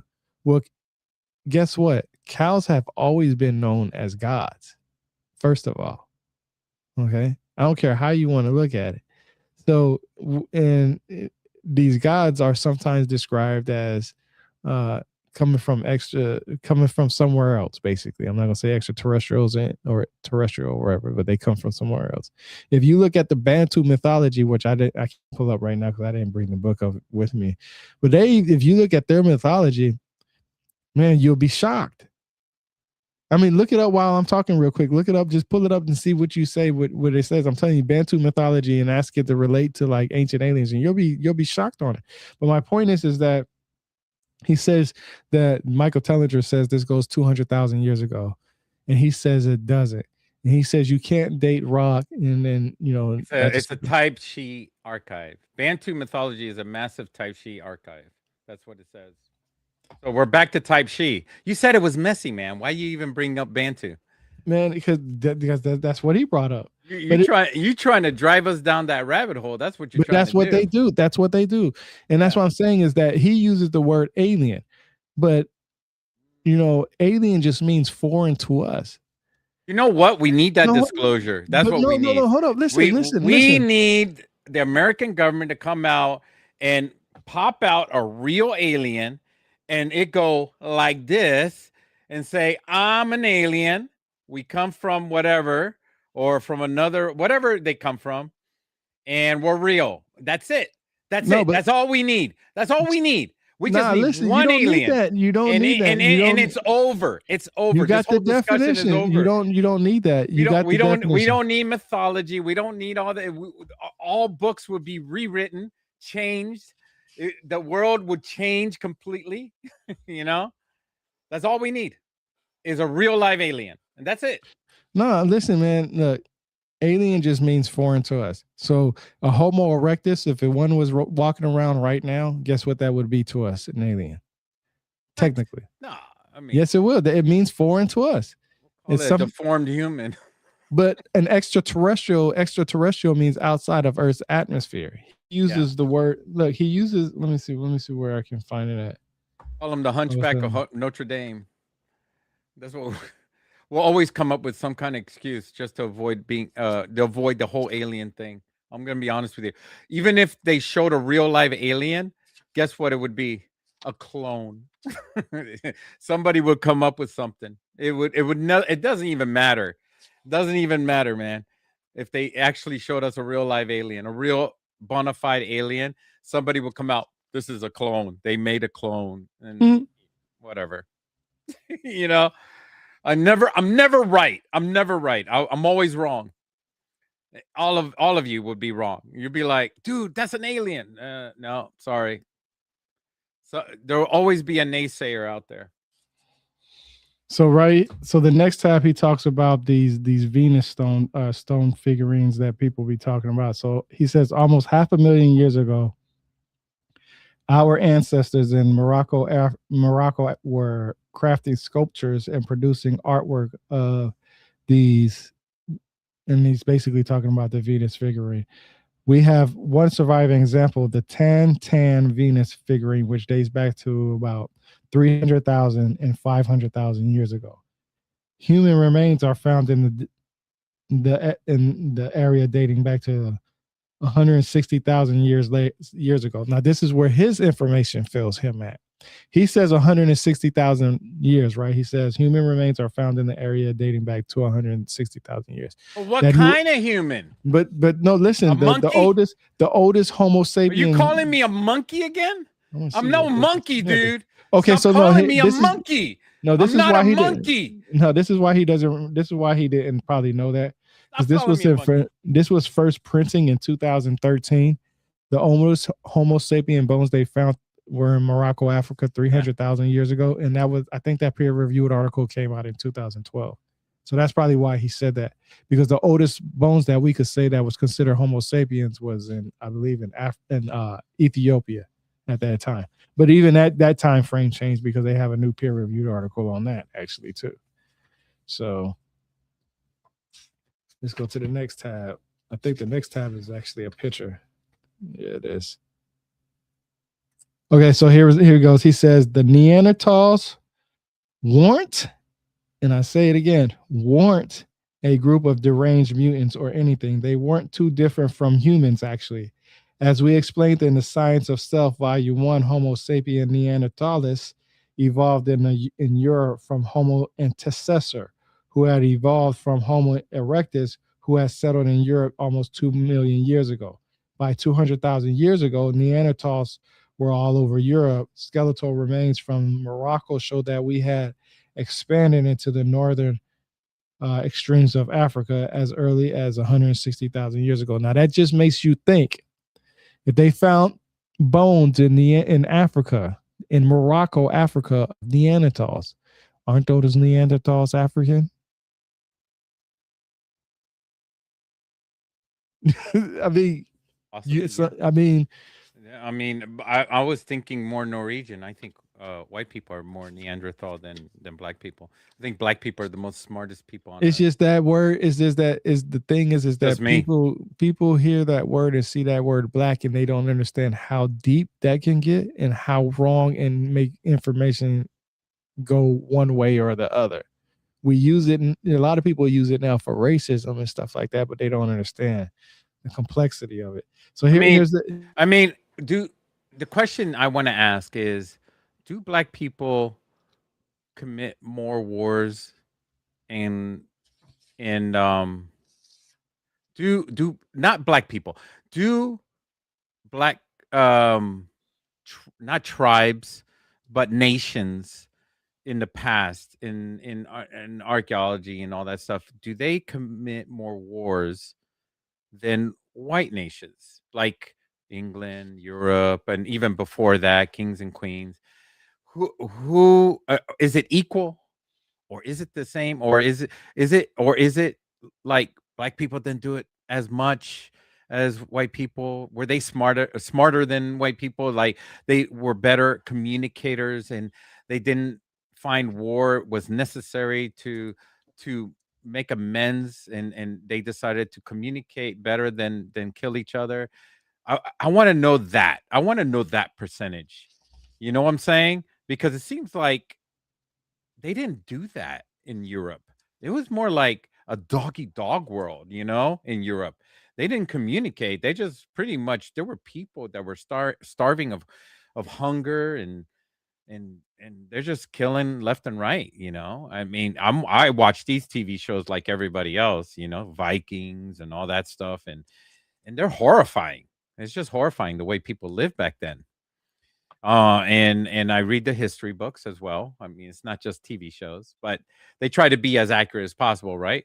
But I mean, I try to imagine how it is, but how many TV shows are there of Africa? Rebirth?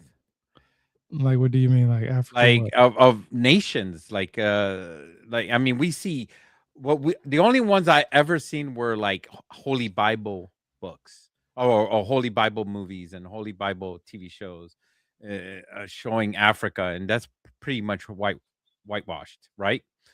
But I mean, I try to find I try to find movies and TV shows that try to depict historical evidence of the past and You're not how gonna find that. I'm gonna Africans. tell you, man. I'm gonna stop you right there, right now. That's the hardest thing to do right now, because um, Why? I mean, could it not it's be that because Africa people, has their own nah, because production? people didn't. First of all, back then, and even today, Africans don't consider themselves black. They consider them by their tribe or the location that they're at, or their culture. They don't say, "Hey, I'm black." That's a Western mindset.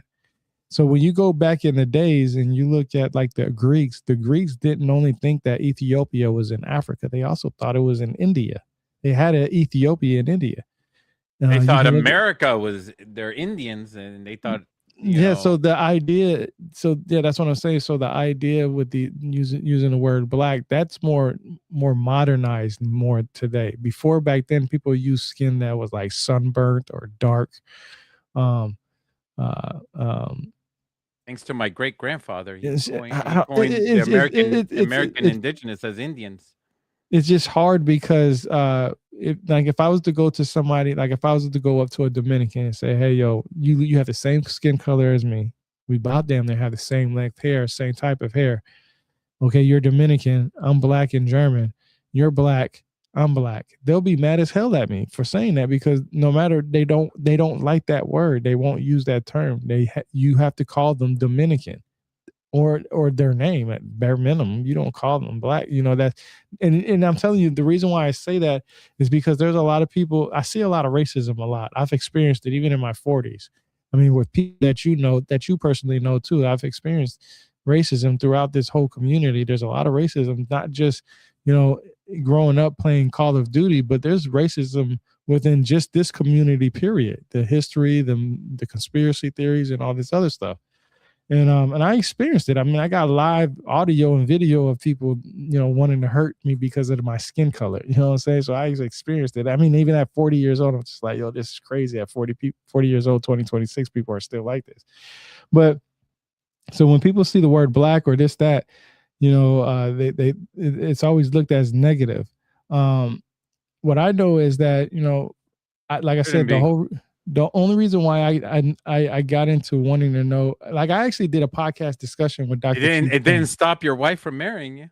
Yeah, but yeah, right. But I did a podcast discussion with Dr. Keith Chang, and he's actually the founder of the White Gene, SLC24A5. Right? He found this gene and found out where the Caucasian skin started, was because he was looking for the cure of skin cancer. Right? But if I tell people that, most of them want to shun away. Especially, I actually had Caucasian white people ask me, or bring up subjects about it, and I'll tell them, hey, if you actually really want to know, I had a podcast discussion with the geneticist who actually found it. He was on Good Morning America and all kinds of stuff. As soon as, and most of them says they don't want to believe that there are mutation. We are all mutations. First of all, every single, when you have blue eyes, that's a mutation. You have blonde hair, that's a mutation. You have an extra finger, that's a mutation. You have some kind of, and I hate to say it, some kind of disease like a tumor or something, that's a mutation. Mutation doesn't have to be uh, always one way or the other. Sometimes it could be a good mutation for helping people uh, breathe better in certain climates, like in higher ground and in the mountains, or be able to hold their breath underwater, where we have indigenous people who are doing that because of the mutation in their DNA and so on and so forth. So mutation doesn't necessarily have to be bad, but a lot of people that I've talked to say they don't want to believe that we can't, that it was always black people and this, that, and third. And I'm just saying, I have an argument on this so much, but it'll get so crazy. So what I do want to say is that the next tab, there's it says bas relief images of little black people are sculpted on the tombs at Saqqara from the 5th dynasty of Egypt, 3366 BC. The important god Bes and Ta are also depicted as pygmy for reasons that Gerald Massey attempts to explain. In ancient Egypt, the light of the world. Egyptian king Pepe II sent an expedition into Central Africa and returned with dancing dwarf known as Aka. So Ta, the god Ptah, and Bes, they were pygmy individuals. So pygmy, so this is what I learned in Africa. The tallest people in Africa are people usually around the Sudan people, sometimes the Dogon. It's kind of mixtured up now because they did a lot of uh, uh, uh, migrating to different areas and stuff like that. But it's usually those individuals, and the shorter individuals are usually the pygmy people. This is where you get the idea of the leprechaun in Ireland and stuff like that. This is actually mythology, and that's what Godfrey Higgins talks about in his book in Celtic Druids. So here we go. Here's another tab. It says the Great Migration. When the original people first left the Nubian complex, they spread from southern Arabia into Pakistan, India, China, and Southeast Asia, then to Australia and the islands of the Pacific, all of them ultimately sailing all the way into South America. We know this because there are still traces of them in these regions, and wherever they still survive, DNA confirms they were the oldest people there. So yeah, DNA always backs up a lot, and that's why I always talk about DNA, because DNA helps me back up what I say. I only share what I can, read from, the sources, and if somebody has something else more than me, um, then hey, I'm good with it. So the next tab is Mongoloid, is one of the three essential identity types or races that anthropologists use to classify present day people, historical remains based on anthropometric traits.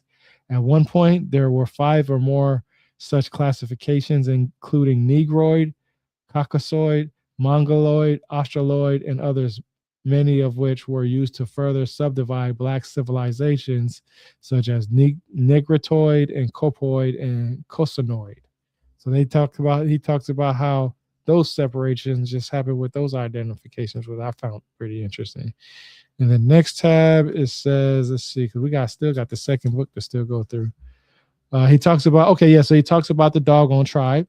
I actually have the book from the guy that actually got the translations from the actual chief head guy from the doggone tribe. And I actually done a podcast discussion with Laird Stratton, who actually wrote the book about the doggone tribe. So I actually have 2 sources. One that I spoke to somebody who actually does their due diligence behind it, and then I actually have the book from the person that translated the text. And me and you will be going over that in the future. Matter of fact, you could probably go through my list on my website and see which book you want to go over next. But anyway, the next tab is, we do, however, have the Limbambo bone, the Ishango bone, the Thias bone, and the Aubrey Blanchard bone, and the Wolf bone to confirm that we recorded lunar cycles. Archaeological evidence in the Dordogne region of France suggests that we used a lunar calendar 30,000 years ago, and 30,000 BC, and there's other evidence even older than that. So this is where I talk about the Ishango bone. I always say that women are the first mathematicians because they had to do the mathematical equations to figure out the full moon, lunar moon, and all this other stuff based off their menstrual cycles. We know that women are, inherently uh, have a relationship with the moon, and it goes off their menstrual cycles. And they have these bones that I was just mentioning that actually annotate these lunar cycles throughout the years. So women were the first people to keep a calendar, and they were the first mathematicians. Because guess what? In order to create agriculture, guess who you have to go to understand the cycles of the cosmos? Well, you got to go to the women who were naturally born to interact with the cosmos, the moon in particular. So I talk about that a lot. That's one of the tabs, and that's why I always say, when people always talk about, uh, and that's the oldest math. Okay, that goes before the Sumerians and their sexagesimal system, and so on and so forth. Okay, so I was researching and punching away over here, and I was looking for another animal on Earth that is like us humans, but ignoring humanity altogether. I was looking for the monitor lizard, which is like the Komodo dragon, Hmm. and is one of the most intelligent reptiles on Earth. It is the intelligent reptile on Earth. It's massive. And I asked what DNA it shares. And you were talking about DNA. We share 98% with chimpanzees. It shares its DNA with other reptiles, but does it share its DNA with other animals? And we always are biased as humans when it comes to other. We're so racist. The humans are racist, period. We're racist with animals too. So we ignore everybody. And then so we so when I was looking, I said, yeah, I even talked to AI and I said, AI, just ignore humans altogether. And AI is like focusing on humans, period. I'm like, I don't want to know anything about humans. I want to know everything about Komodo dragons. And that's it. So it told me it has a high percentage of relations with ostriches in DNA. So if I find a dead ostrich back 400,000 years ago, then I can claim it is the answer. The Komodo dragon can come out and say, that's my ancestor. Yeah, That is my ancestor, and that's where we came from. You know, yeah, yeah, I mean, that's the same thing what we're saying about the apes. yeah, I mean, I want people to think very clearly when you start talking about evolution. It sounds silly, but start comparing yourself with other animals. yeah, Start yeah, comparing yourself with a bird, with a fish, and then start looking for their closest ancestor that is not even a bird with a bird. And you said yourself that we have DNA that are from banana trees, but it's crazy, and it's not such a high percentage. I mean, but it's high up there for the monitor lizard. And I could probably say that the monitor lizard is more purebred than a human. yeah, yeah, That's what I yeah, could say. The monitor lizard has a more rights to live on Earth than human beings because they're more purebred than humans. If you want to be biased and racist, then there you go. Monitor lizards can rise up and destroy the whole human race because they have more of a right to be on Earth than humans because humans are so diluted, Mhm. right? So what is this whole thing about, anyways? Right? Why are Yeah, we talking about this?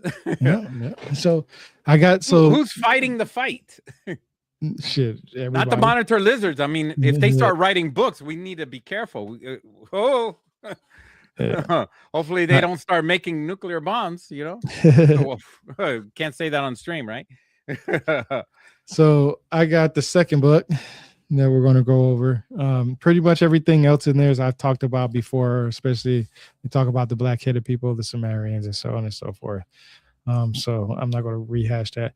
But the first tab that I did in the second book was about the Anu. So Anu is supposed to be the Sumerian head god of the Anunnaki, basically.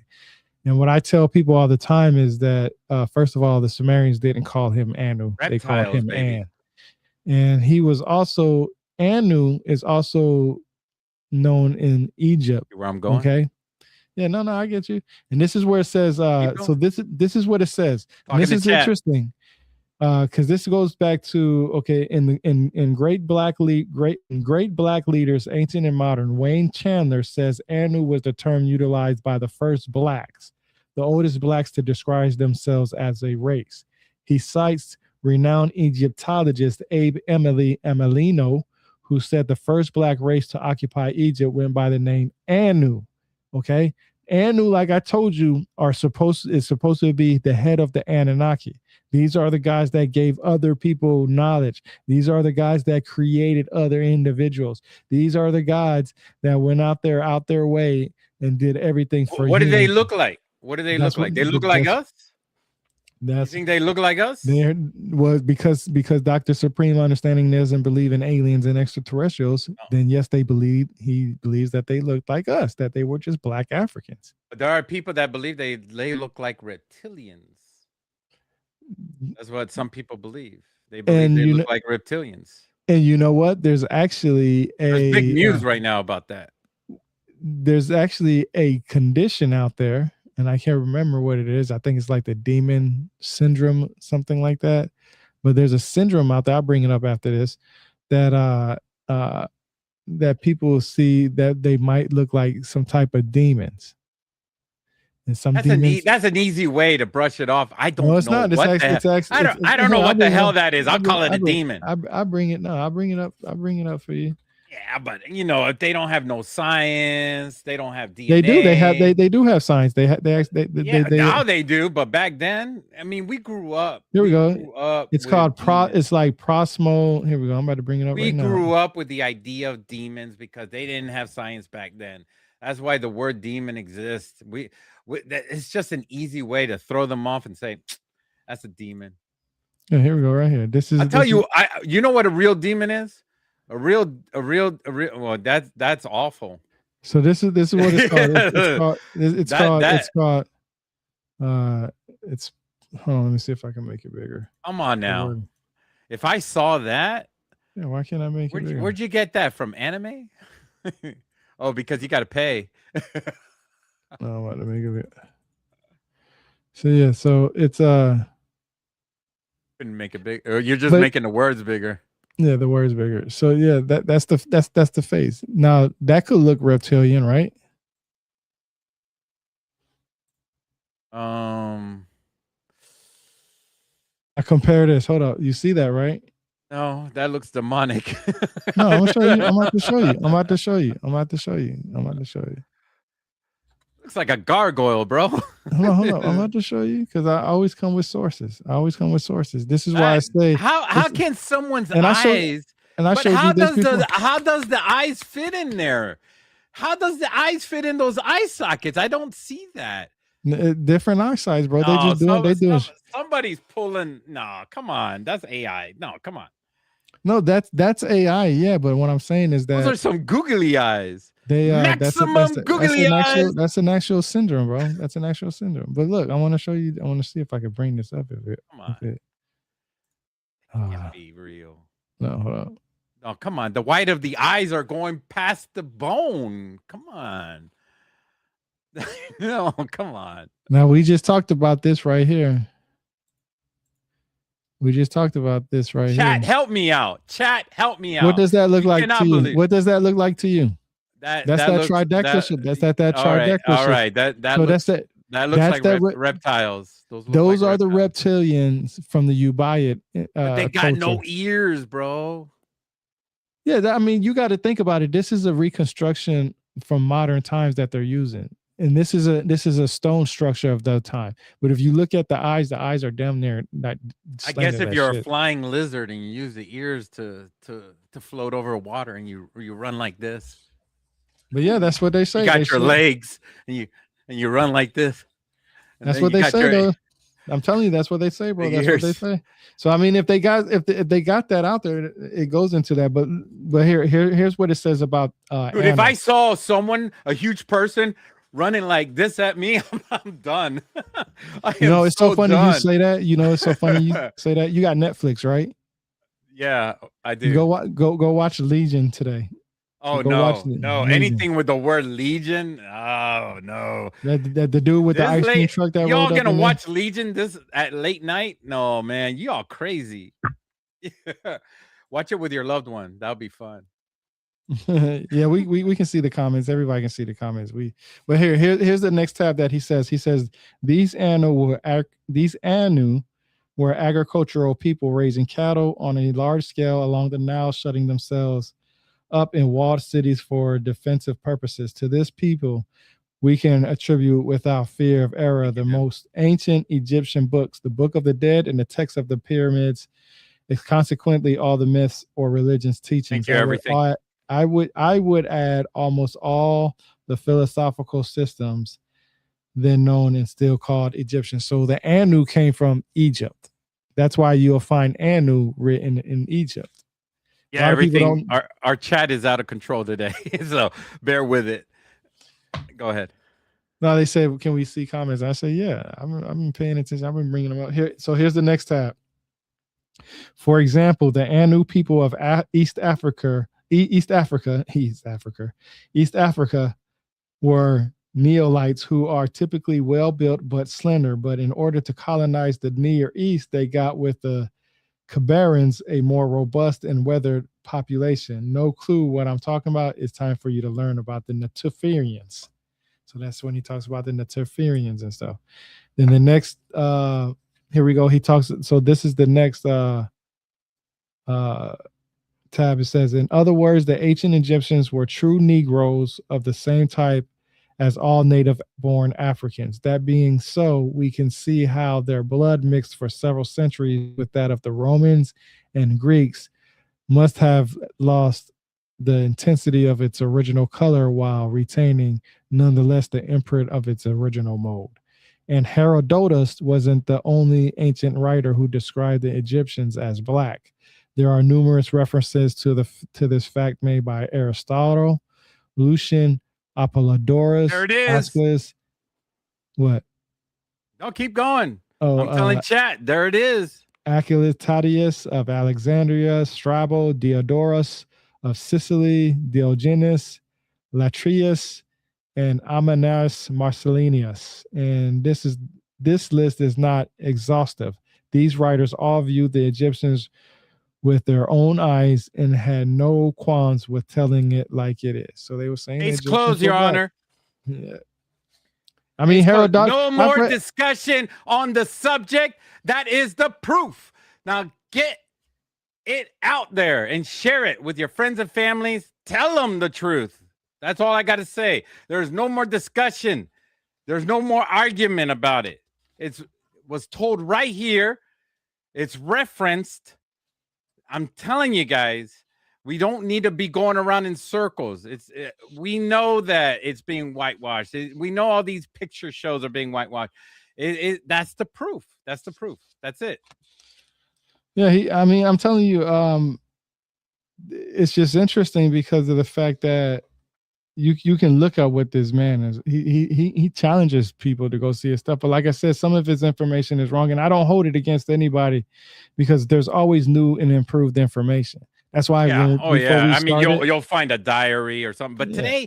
today's day, man, people are starting to fake stuff, and oh man, there's some very, very, very clever people out there, Hey, let me man. just, You so this know, is yeah. Some people really believe that people are making real life tridactyl dummies these days, and they're putting them in ovens and making them like they're making real mummies, and then they're transforming them while they're brittle, and they're cutting their fingers, and they're just really clever.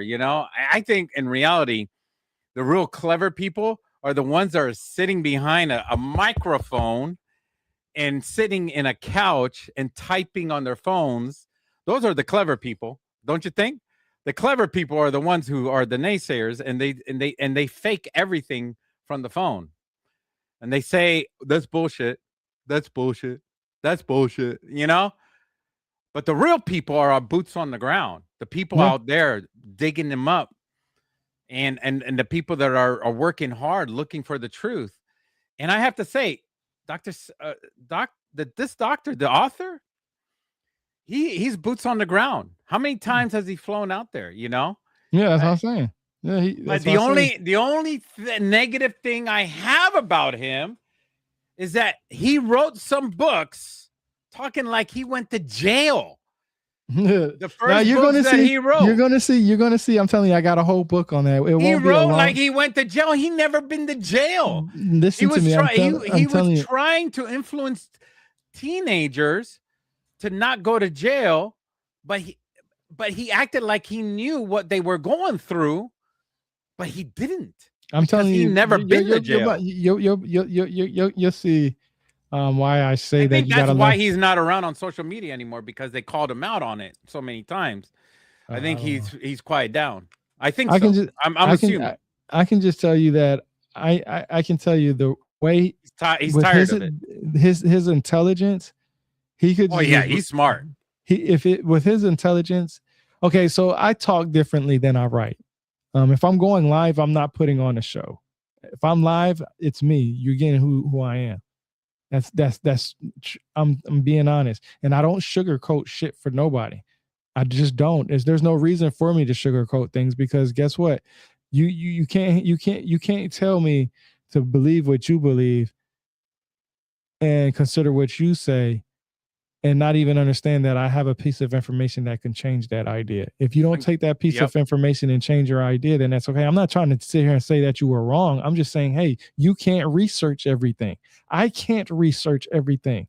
But No. the stuff that I do research and the stuff that I do learn, matter of fact, my X account, my social media, my YouTube, all that stuff is my resume of what I know. I literally share what I've read from books. I'm not like some of these other people where I'm telling you that I've heard somebody else say this, tell me this, or I'm going off of what I think I understood from what somebody told me, especially if I'm in a foreign country. I've been to other countries too. I've been to places in Iraq that people would never have the opportunity to see in this day and age that has anything to do with the Anunnaki and Sumerians because they blew that shit up when I was over there. And I was on missions out there trying to keep I'm not gonna say I was, we all were on We our were unit. all, yeah. Our unit was out there Rest in but I peace. was Rest in actually I peace was to actually those out that there we in the lost. Humvee on drove past some of these ancient sites. So I've seen some of these sites. So when people say, "Oh, I've been to Egypt and I've been to this," anybody can go to that, and I can go to that anytime I want to right now. Okay, but can you go to the places that I've been to? And that's why I have what I'm saying. So if we're going to play resume for resume, first of all, you can go through the many years that I've been doing this. All I've ever shared was what I've read in books. That's all I've ever done. I share my opinion, but my opinion also changes. And I also say that it changes because of new information. So with him, like I said, he is biased because he doesn't believe that it's aliens or extraterrestrials, but he tells us it's black and African. But when you look at the African and black mythologies from around the world, Why you can see mythology? that you can see the idea, the Dogon tribe talking about we coming from a different area. So Why are that's they in just mythology? What if it's not? Why can't we just say it's fact? They what believe it's that fact. but see, this is the thing that people don't To understand. us, it's a mythology, but for them, it's a fact. Mythology, all it means is traditional oral story.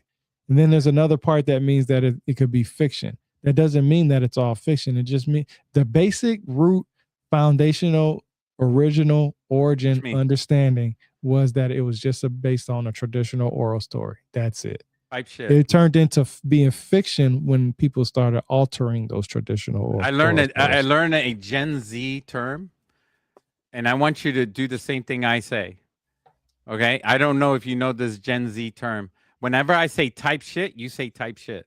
Okay, Hell no, say I ain't doing no, that no, shit. say it. Hell Type nah, shit. hell nah. We ain't 16-year-old. We 50 It and I'm means I 40. agree. I Fuck agree. You got to get with it, bro. Man, you're on the show, that. bro. Fuck that. Type shit. I can't add that 16-year-old stuff. But yo, so here's the next tab. So It's this is this is cultural. this is what I mean about how he talks about the way he writes in his books. Because what I say is basically what I'm reading from the book. So this is what he says. He says the mystery of Easter Island. Wait, before we begin, let's start by calling this island by its proper name. Easter Island was a name white folks invented, and it really has no connection to the island or its people. Now that shit trips me out because when I first read that, I was like, damn, that's kind of harsh, man. And then when you actually look at the history, it was the colonization and white Europeans coming in and changing the name to benefit their narratives. And you can see the different narratives that people follow. And that's why I always say, you know, I don't give a damn how popular somebody is. I want to know their educational level on some things. And if I ask a question and they don't answer it 9 times out of 10, and I see them answering other people, I know that my question, they know that that shit is going to stop their narrative and that's going to stop their money. But the indigenous people of this island know it as Rapa Nui. And I hope I said that right, but I'm not Papa sure. Nui. Rapa Nui is probably most famous for two things. First, there are the colossal stone heads known as Mai, Like the colossal Olmec heads, the giant Moai heads of Rapa Nui may look similar, but no two are exactly alike. They appear to represent an elite group of people. And then he gives a name of John Macmillan Where are they Brown, located? What island? Easter Island. On the, That's oh yeah, Easter Island. the name white folks invented. That's what he Yeah. said. but this is what's interesting. The ancient aliens say that they're looking at the skies because they're looking at where they came from. I think it's Rapa Nui. Rapa Nui. Okay, that's fine. Yeah, Nui. Rapa Nui. Yeah, it's Rapa Nui National Park. Yeah. But So a lot of yeah, I people. mean, you could say Nui, but that's more like saying New Eye. But I think it's Nui. Yeah. No, that's fine. But yeah, like I said, is that he, the ancient aliens, the ones that believe in extraterrestrials, Billy Carson, all those other guys believe that that island, those stones were looking at the sky because that's where the extraterrestrials came from. But when you look at the actual indigenous background, the history, and you look at what he presents in his book about this, they were popular groups of important people. And every indigenous uh, uh, culture that I've come in contact with, as far as when it comes to sky gods, it wasn't that they were sky gods. They believed that when somebody passed away, they became a star. So that's why they would be looking. The same thing like in the Lion King. I said the Lionheart, the Lion King. Remember, the different stars and stuff. So here's another tab. It says in 1776, when the United States government printed the dollar in one claw of the eagle, if you ever notice, there's an olive branch in this claw. They said that that represented peace. The Indian elders shared with me in South Dakota that to them that represents the enslavement of black people. In the prophecies of the Six Nations people, they say there will be two great uprisings by black people to free themselves. We've seen one about 1964, and there will be, hold on, let me go to the next page. There will be a second, more violent one to come. And I'll come back to that, what that means in a minute. So basically saying that the olive branch that's in that eagle is supposed to be you know But what are they talking about? Because Indians are the highest population on Earth. well, that's just what he says. And right That's now, that's the Indians symbolism. populate the Earth more than the Chinese. So there are more Indians than there are any other race on Earth. So that's something to think about. I mean, from Bangladesh and India and all those areas right there. But I mean, Shit, I that's I it. look I looked it up and it was like, wow, they have grown immensely. So I mean, I don't know if he's Okay. trying to predict his own cultural Yeah. heritage or future. Does he claim black cultural Yeah, he's heritage? considering some. That's why I said the next. I'm about to look up the next book we're about to do now in a minute because we Well, just let's got hurry done. up. That's Damn. it. That Are we you already guys got ready done. for another book? Oh no, Let's we ain't about go. we ain't about to do it right now. Shit, that's 2 hours. I'm about to get something to eat after this. We just got done with that second one, but I'm gonna show you the next book that we're gonna do. We could probably do that in the next few days. Let me see. It's Yeah, but yeah, my let's my see. my ass is kind of Let me see where's that. uncomfortable just Where's sitting it here all at? day. Where is it? Where is it? Got to do some walking. Oh man, where is it at? Okay, here we go. When the world was black. So the next one is going to be called Black God: An Introduction to the World's Religions and Their Black Gods, and that's by Dr. Supreme Understanding. Yeah, that And then is the intense. next one after that is the one that I'm going to get into where I talk about the prison stuff that you're interested in. And then after that is the Book of Enoch, and then after that is the I, Book of Giants. we Then have a after that, couple people in chat. They felt like you need to be more professional. So I guess we need to come in with a tie and a suit or man, I'm something like not that doing next that time. shit. They can kiss my ass. No, I'm here Yeah, to share we need to information and dress that. up, man. We need to look professional when we talk about these people. We just dress up. We just gotta dress up, man. We got to dress up, This you is know. knowledge sharing time. This ain't no fashion show. Yeah, we're going to a wedding. We gotta dress up. Uh, but yeah, that's it right there. We had 55 listener watchers and listeners, I guess, watching so It far. was earlier today. And then we got there's gonna be more throughout the day. So yeah, like I'm Yeah, gonna dancing like a monkey. I'm not gonna. I'm not. You won't be seeing me jumping up and down in a suit. That's for sure. Unless it's a stretchy suit. Then all of a sudden I'll have a split in my back end, and then you guys are gonna love that. Jesus. All right, any final words? I'm about to end the stream and then we're gonna Well, talk if you for a guys minute are about looking for the author is still residing in Atlanta. He's part of a like a Big Brother Big Sister kind of thing. He has his own thing going on in the city. There's a group. I guess the city is funding it or something like that. So I don't know if there's money going into it or something like that. With the whole administration and all that stuff, I don't think there's any money going through any nonprofit organization as we speak. So a lot of things are kind of falling apart. So I guess he's funding it himself. Who knows? I mean, I don't know any details about what's going on with the author. Hopefully he's still doing good and he's still helping out the community. The thing is what I'm afraid of is it's just focused on Atlanta, like the city of Atlanta, which is a big city, so it needs it. But there's a lot of cities in America and there's a lot of disparity going around all over. So, you know what I found kind of interesting? You know where Nation of Islam began?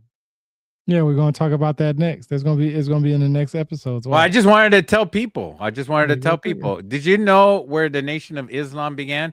It's where the president is attacking the most. What state? Michigan.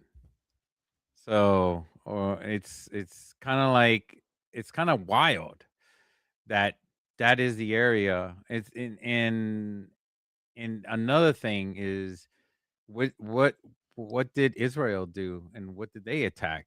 You know, and it feels so wild. It feels so wild that we live in an era where it, there's so much genocide going on around us, and these attacks don't seem they sound like they're coincidental, but I think they're very targeted towards a certain group of people. So anyways, we didn't go in detail about it. We didn't talk in detail about Nation of Islam.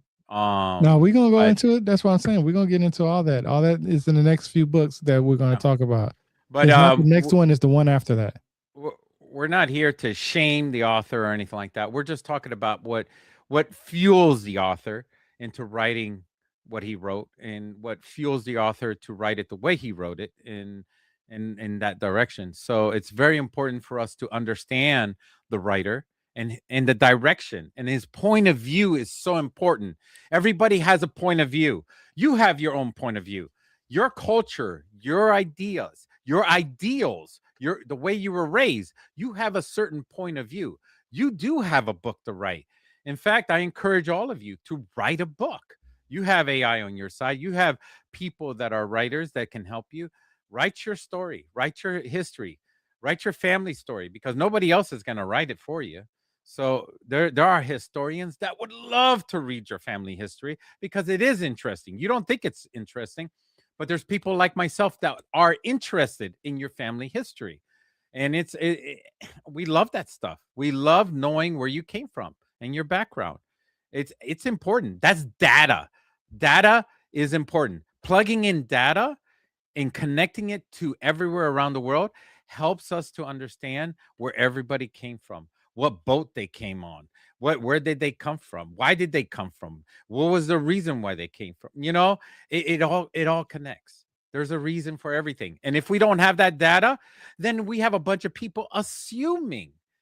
What do we have? People that assume. What's the word assume? You make ass out of you and out of me. So when No, you not out of me. assume, You make an ass out of yourself because I know better. that's what assume is. No, When we I don't assume too assume. much. I don't assume shit. See, That's why we researching. That's why we researching the way I am that's because right, baby. That's why we research. ain't no reason. And I'm not stopping when I think I found what I think I found. I'm gonna find. when I find what I think I found, I'm finding something that counters it. That's why I'm That's with my next thing. Rebirth. That's my next thing. This is the man right here. I'm telling The you, bro. I don't, because Rebirth. see, look, if I find something that I like, that I enjoy, that I think is a good argument, I'm gonna go and say, okay, how can this argument be countered? And what's the backup on it? And if it can be countered, then I'm gonna be like, well, shit, I know both sides of the story now. I don't need that. I don't need nothing else. But yeah, we about to end it, man. That's Don't tight leave shit, yet. man. That's tight Uh, shit. the we enjoyed this conversation. I appreciate those nice words. Fat Jesus Live, check him out. He's an intelligent individual. He's going to start recording his I know they were hikes talking and shit stuff like about me that. from the beginning. You be ruining your reputation. Man, people always say that. Man, what reputation do any of us really have in this Yeah, I world? mean, when I was born, I didn't have a reputation. Man, I mean, how much? I mean, and what reputation is based off what other people look at you as. My reputation is Yeah. already shit, man. If some of you don't even know who I am, my great great great great great great grandfather was Christopher Columbus. Oh wow. That's on my DNA, so We it's need to talk about already that soon. shit. We need to talk about that soon. Okay, till next time, everybody. I appreciate it. Knowledge is power. Got a little hype now, can I let it die down? I remember days in the trench. Time to go hard in, time to go all in, time to get my all to this shit. Panamera maxed out, first class flights out Atlantic to Pacific, yeah, it's lit.